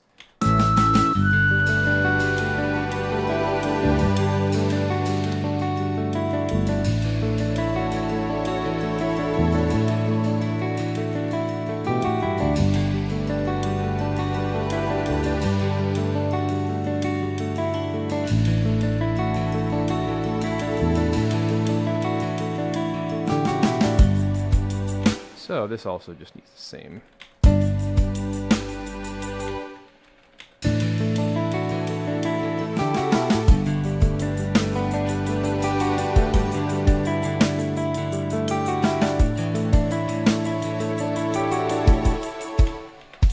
I hate to be the copy and paste guy, but this actually just needs to be copy and pasted.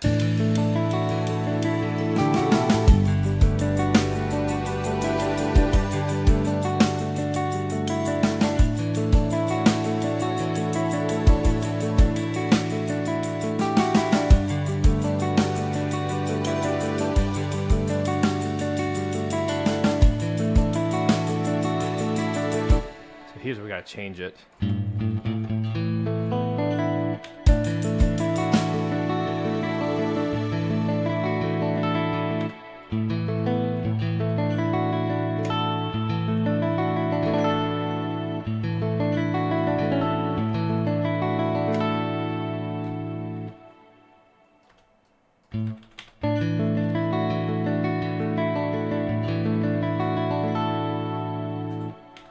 That. It's kind of open-ended D over A, or you call it a suspension. Whatever. I don't want it to resolve at all because I don't want it to feel like it's over.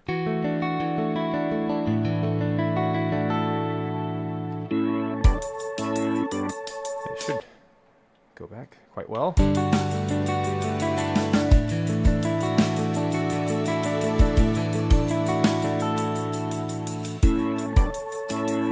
Okay, now let's get some other stuff in here.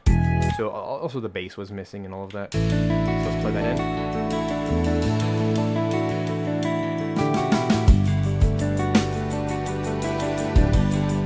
Oops, too low.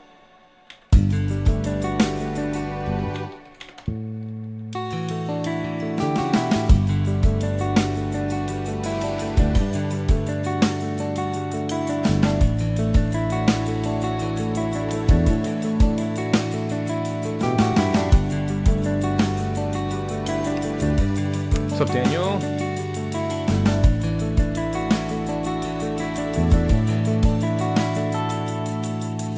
Sweet.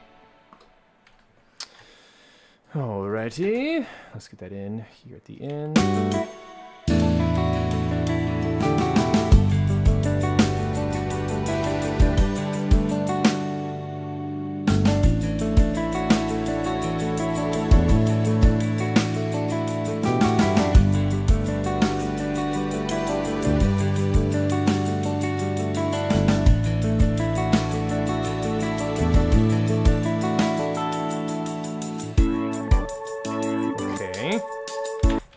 working.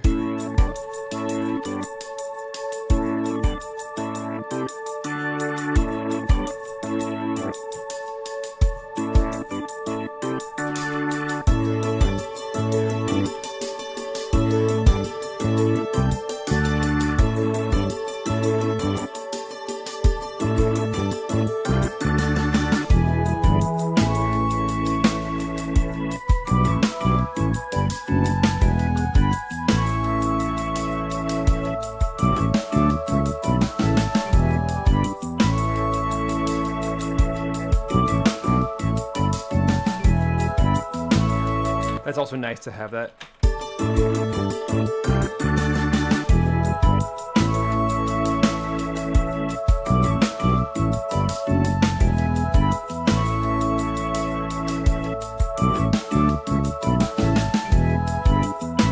That synth pad in the background.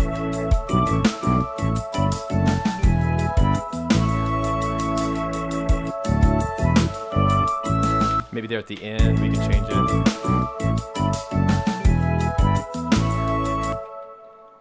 Adds like, well, gravity. It adds weight to everything and glues it all together.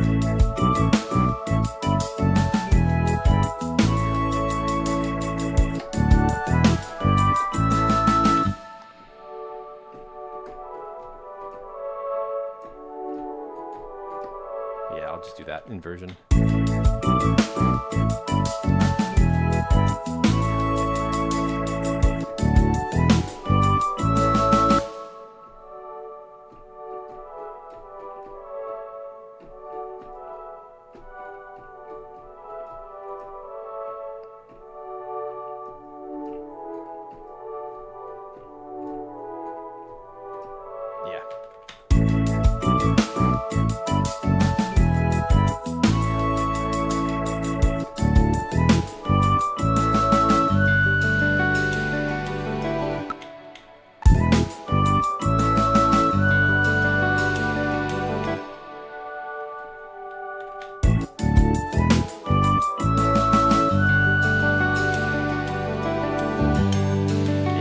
Having that transition right there. So let's make all these 8th notes, get this all blended together. This is all new, so we want everything to be 8th notes.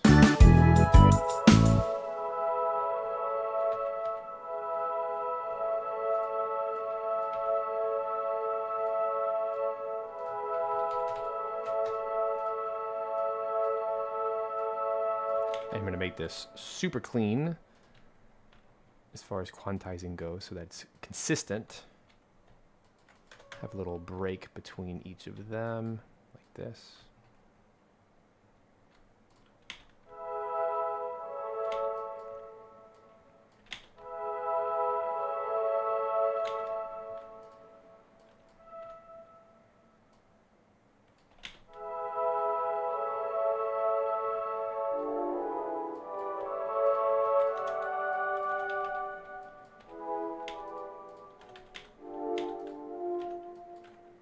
What is that chord?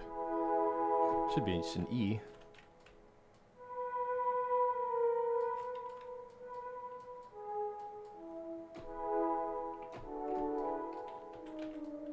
There we go. Yeah, I will do the automation with the actual audio.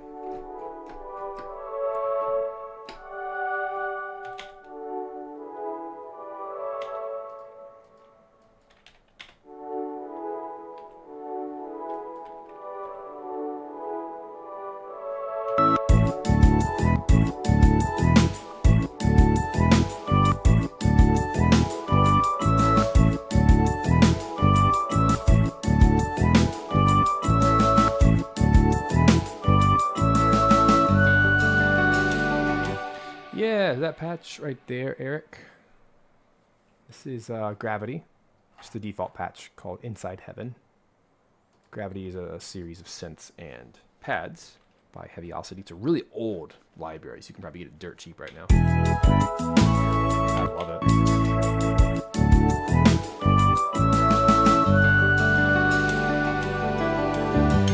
There it is. It's going to be quite nice. Let's split all this up, because that was the old stuff. And actually, you know what? Since we're here, I'm just going to go ahead and merge these together, because, you know, I changed some stuff. So I want to make sure that this actually works between the sections.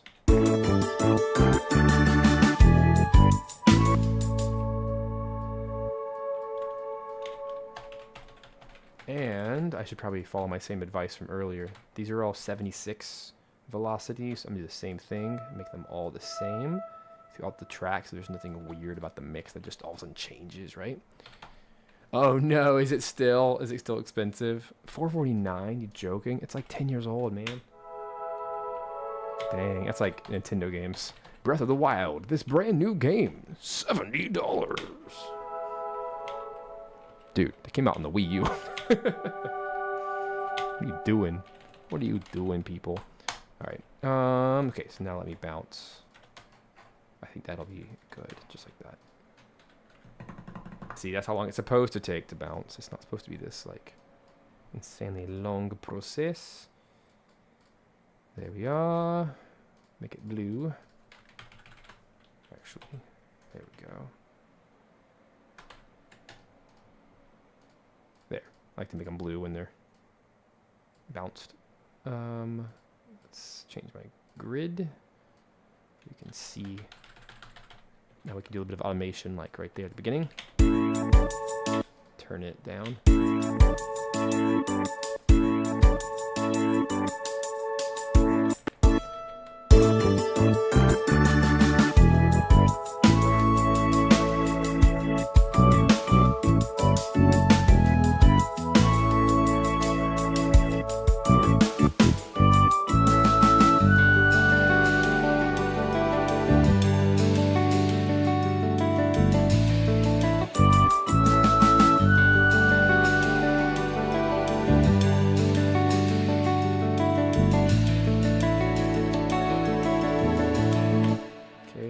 Get the swells as audio, so there's no issues there. Those are already sounding very nice.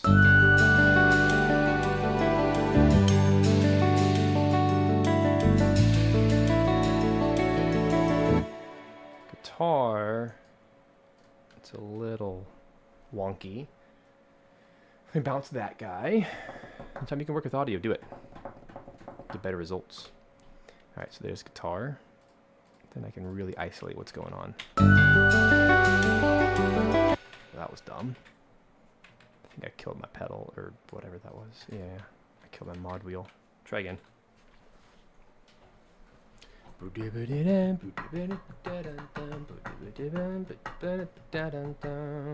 it is.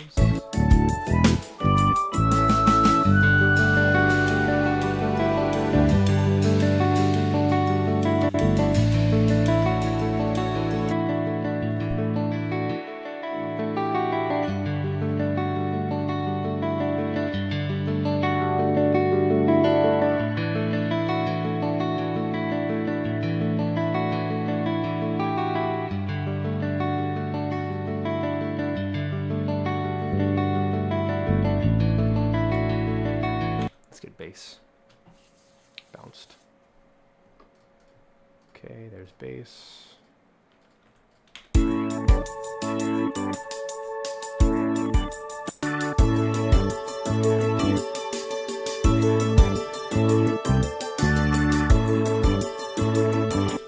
get the kit bounced. This also helps with looping at the end. You can really make it perfect, with no guessing as to what's going to happen once you bounce everything. You can just get it all where it needs to be. Since we're here, let's get dulcimer. I feel like dulcimer, now that I see that there's so little of it being used in the track, might do us well. Let's go ahead and focus on that for a sec. Let's get the dulcimer to play a little bit more.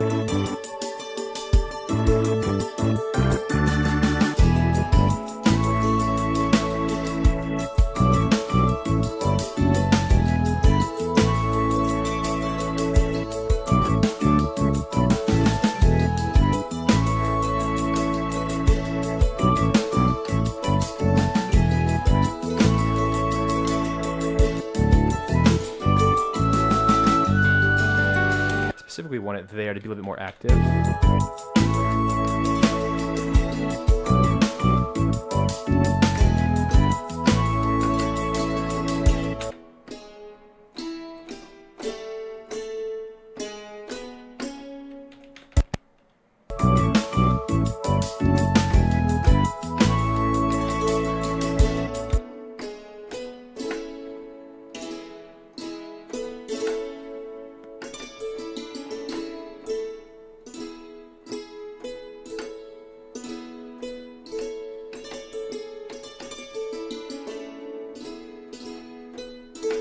That.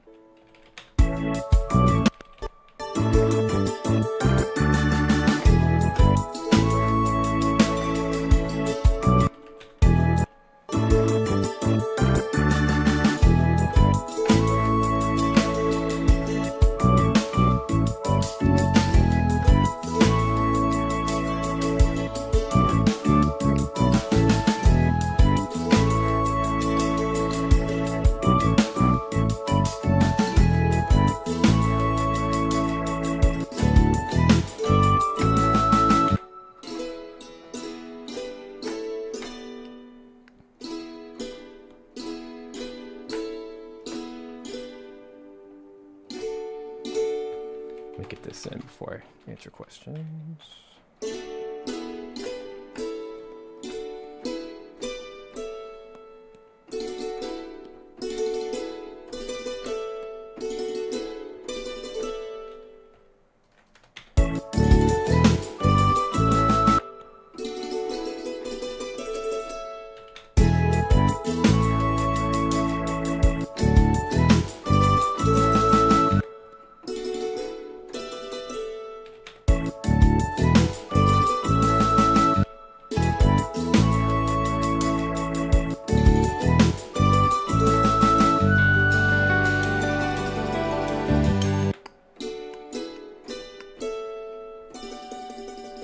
Ooh, that's even better.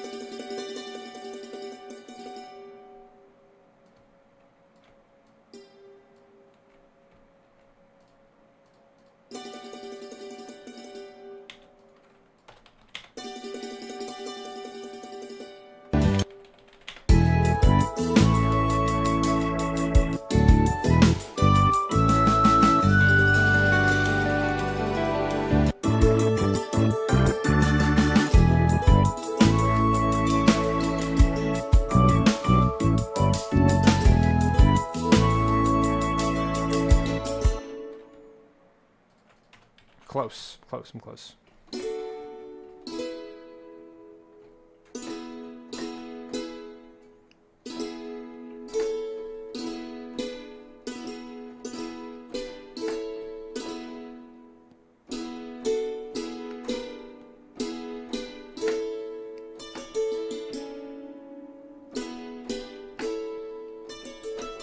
That's what I want to do. Okay.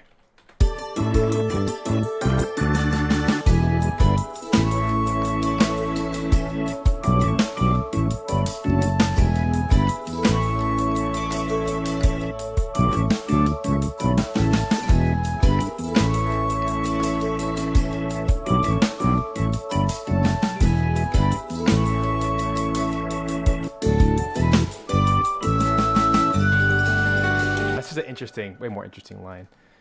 So, and I like these little rolls that I'm doing. Boom, bum, brum. So, as far as quantizing goes, by the way, just one of the questions was, what keyboard is this? This is an old M Audio Axiom 49. I have a big old 88 Yamaha digital keyboard over here, which is weighted with hammers. Really cool for playing like piano music and, you know, practicing whatever.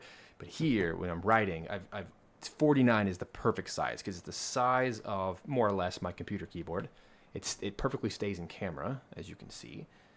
It works really well for live streaming, but also just when I'm writing quickly, I like everything to be stationary right in front of me. And just from a like ergonomic standpoint, the shoulders, my elbows right here, the armrests, that's what I'm trying to say, on my chair are perfectly in alignment with both keyboards, right? And my mouse, drinks, and I can reach everything I need to reach, like lights, camera, audio interface, mixer. It's all right here. Microphones. It's all designed to be like a little semicircle to where I can easily grab everything. And then actually I can turn, I'm in a swivel chair, I can turn and play. You can't see it, but I can play my synth up here and my Yamaha down here. I'm actually looking at, as I'm kind of upgrading live streaming setup, I'm probably going to move the camera over a little bit so we can actually see more of the room. You could kind of see more of my instruments and keyboards and stuff. But yeah, it's all designed to be ergonomic. Anyway, as far as our purposes here, I'm just going to kind of carefully select all the items that I want to be quantized like this. But it's not going to be everything. It's just that. See how it sounds all together. It's quite nice.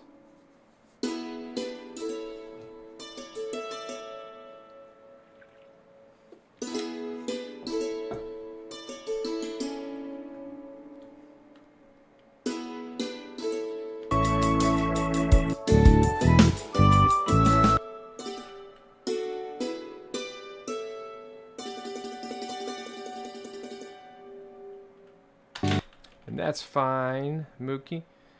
The truth is, though, when I write parts, I'm using one hand usually, sometimes two hands. But my left hand is usually playing the mod wheel, and then the right hand is playing notes, so I don't need 4 octaves or 5 octaves of space. I'm usually fine within this. I have to transpose to go back and forth between like low parts and high parts, but honestly, that's a tiny sacrifice for me to make. To ensure that I don't have an 88 key keyboard up here. Like I wouldn't even have room for my monitors. They would have to be pushed way back, and I like being able to see right in front of my face. So there's pros and cons, right? Anywho, let me take these. Let's see if I did any audio work to this guy. I don't think so. No. So now what I'm going to do is merge, just like before. I'm going to merge all of these parts together.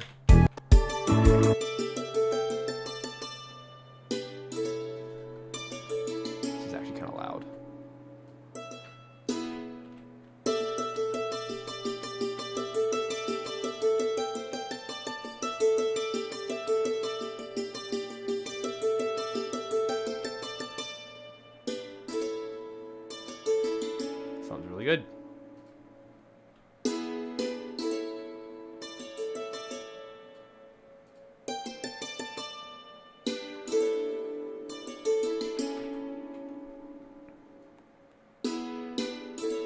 Yep, I like that a lot, actually. So let's take that whole dulcimer now. It feels like the dulcimer has a purpose of being in this track. It's not just filler. It actually has an identity. That's the thing. If you're going to add an instrument, do something with it. And if you only play it for one little tiny part of the track, it doesn't really need to be there. Try to use it in multiple parts throughout the track. But now we have a very clean A section, B section. So now what I'm going to do is I'm going to hide all the tracks that are currently disabled. In fact, I'm just going to go ahead and disable all of these.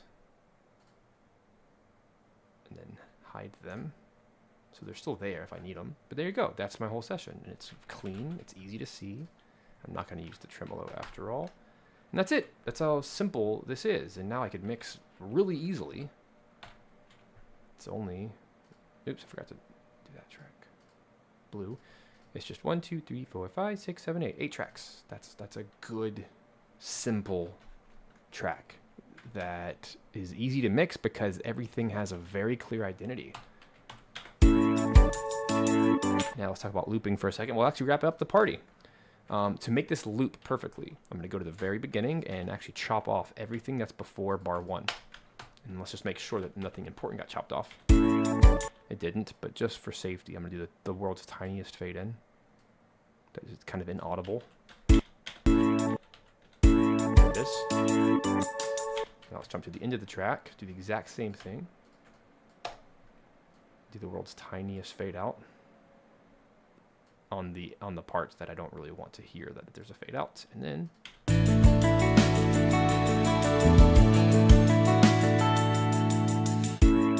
okay, so what you're hearing right now is a bad reverb tail, or the lack of a reverb tail. So what that tells me is we actually need to make the track 1 bar longer. Not every track requires this, but some do. Okay, so the reverb tail is actually going to be there. Well, all we're going to do is take this, extend it out, and then do a fade out, but we're going to let the fade out kind of live a little bit longer. And that's going to let that natural fade breathe. Nice. And then we can recombine them later in the game engine or the middleware.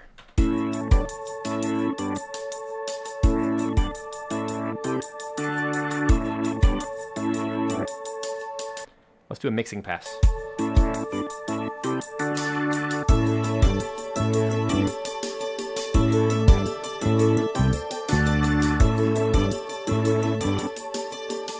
So all I'm doing is listening for volume right now and pulling things up or down based on how much I think it needs.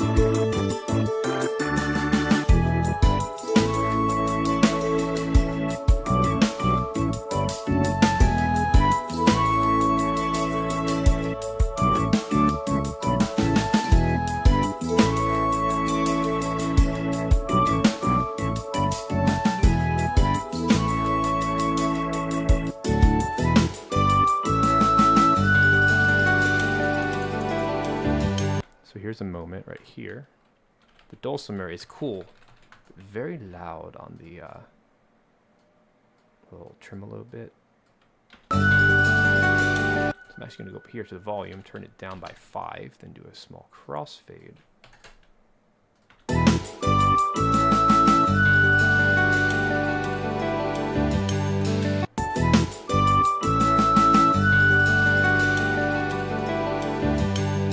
String swells are too loud.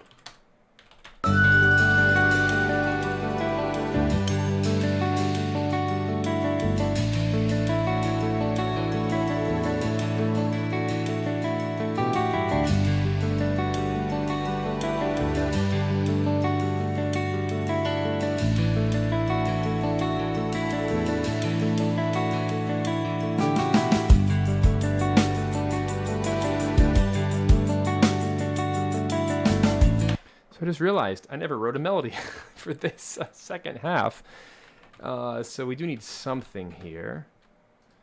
So now I'm kind of, what should we add? Something small but important. No,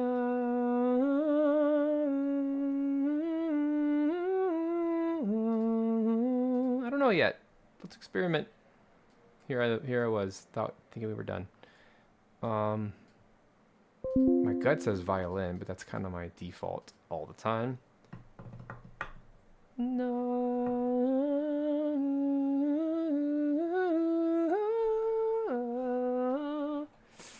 Oh, to fit this vibe. Honestly, probably the organ. So we don't have to add anything new. It'd be really silly to add something new like at the last second. It would feel out of place. So let's play with that for a second. Probably.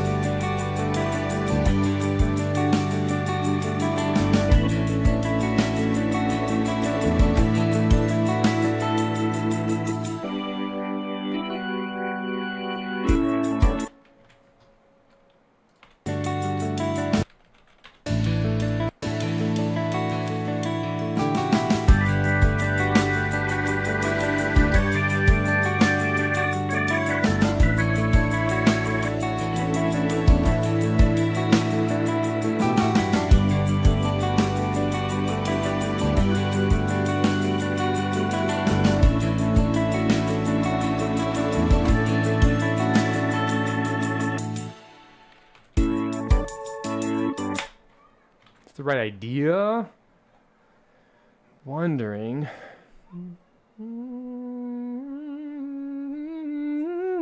I'm trying to avoid strings. If I can help it. Alright, what does my gut say?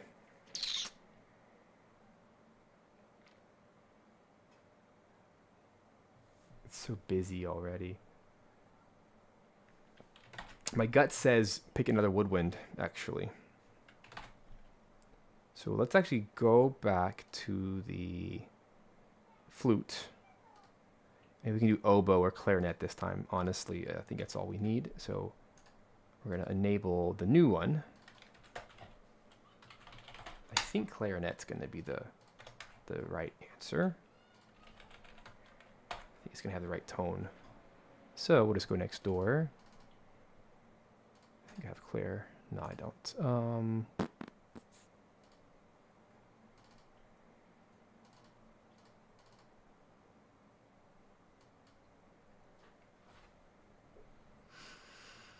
I don't think cello would be the right choice here. Too emotional. I don't really want emotional. I just want kind of peaceful.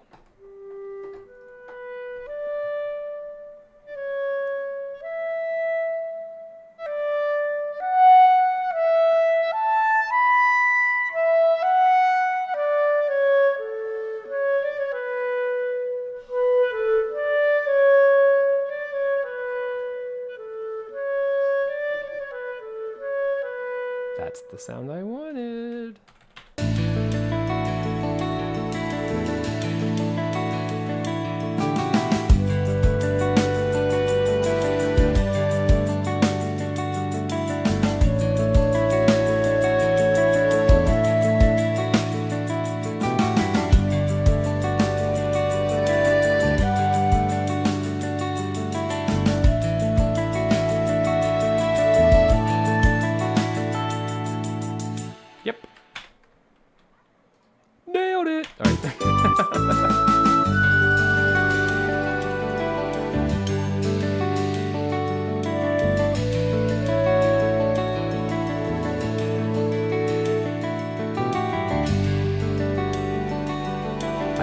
Atmosphere.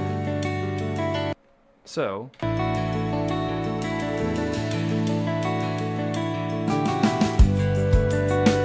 far as like the MIDI goes, kind of the secret here is to make sure that the first note of each extends slightly so that that legato happens. This instrument has the problem of track delay, so we're going to do -20. Probably -50. Oops.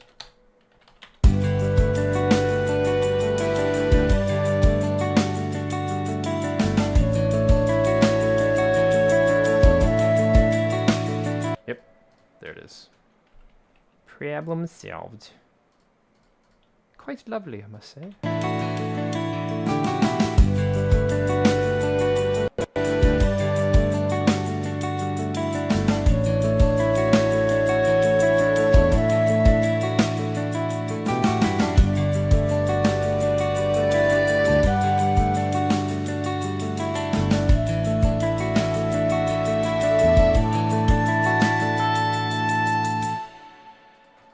This guy, you do a big fade out.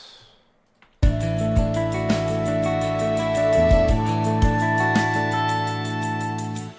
of like this. Shape it.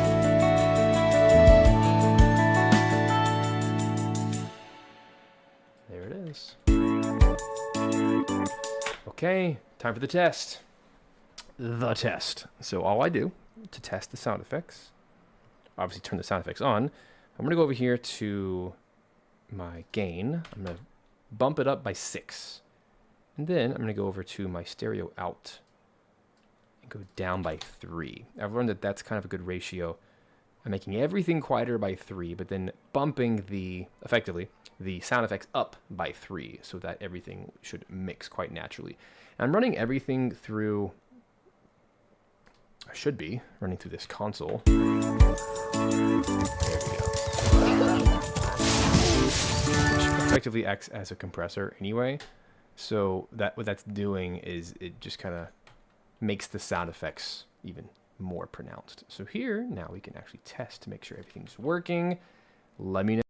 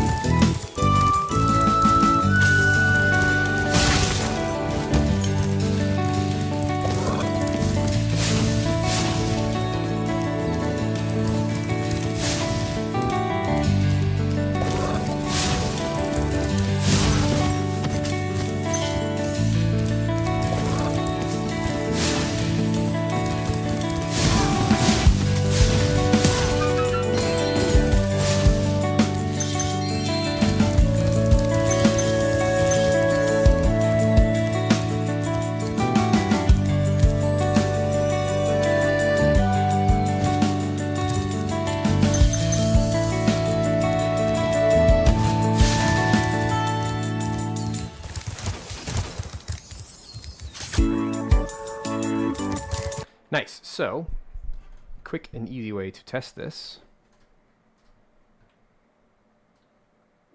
is to actually bounce it real quick. So let's do a quick little test. So I'm gonna actually stop this. So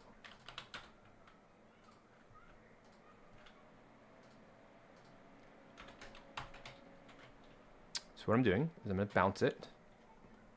And so Spyro the Dragon demo, it is 84 BPM. Let's do it 48K, 24-bit.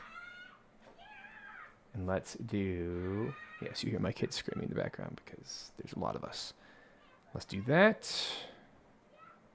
And I'm intentionally exporting the reverb tail as well. Just takes a few seconds here. And then what we're gonna do is take the audio file, throw it into Audacity, force the loop. Then we can actually test the loop and then put it to picture and try it out. I know you hear, promise the kids are fine. Our backyard is right outside my window here in the studio, so that's, you get to hear it a little extra. All right, so we're gonna open up right here. Sakimoto would be proud. Oh my gosh, what a what a funny comment. All right, first of all, we're gonna set this to 84 as the BPM. No. Try again. There we go.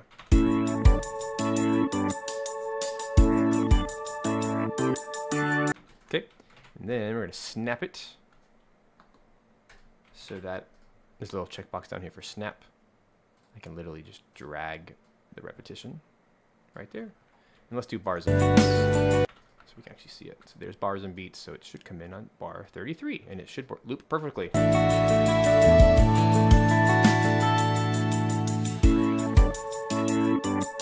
There it is. And you know, you can just keep doing it because this is what middleware does effectively. So now what I can do is just kind of leave this running while, give me 1 second here while I pull up the actual video file itself, which is going to be hiding in a different folder real quick. Let me grab that.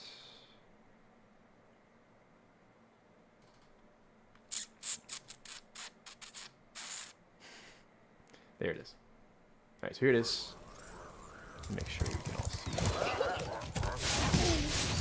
this way. And so all I'm going to do is in my DAW, I'm going to actually, or in Audacity, I'm going to pull down the volume by 3 and just kind of play around with it. So here's what it looks like on this screen. And then I can actually play over here. This is like the perfect way to test it. And then I can actually go to any spot in the video and we can test it together. Here we go.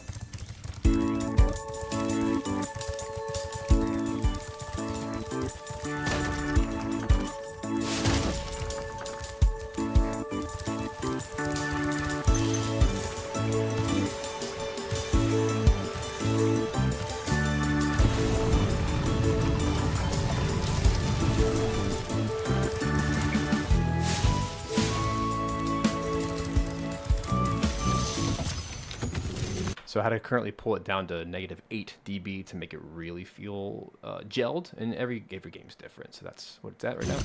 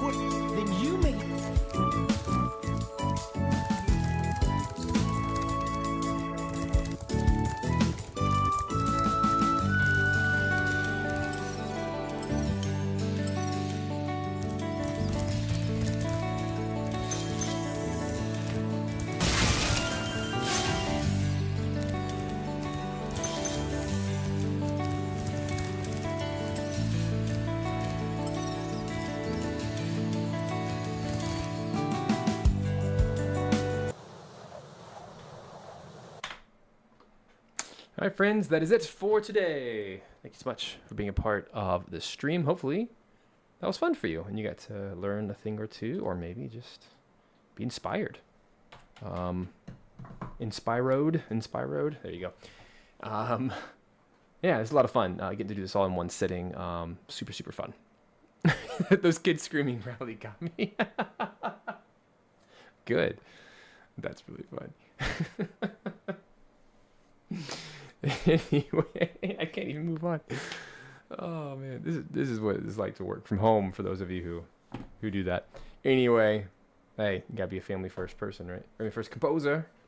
All right, guys, thanks for being a part of this new format of streaming with 60 FPS. I had a lot of fun, and I'm actually completely shocked that it all worked perfectly. I'm really happy with the quality, and I'll review it and make sure it feels good.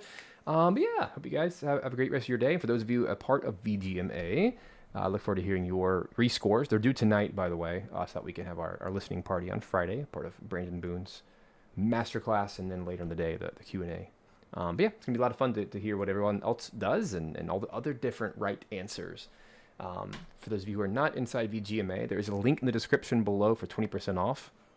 Just use the code 20OFF to grab any of the courses. And if you do grab one of those, hold on to your receipt and share it with me or anyone on the team for the next launch period. And we'll actually deduct that from your membership cost.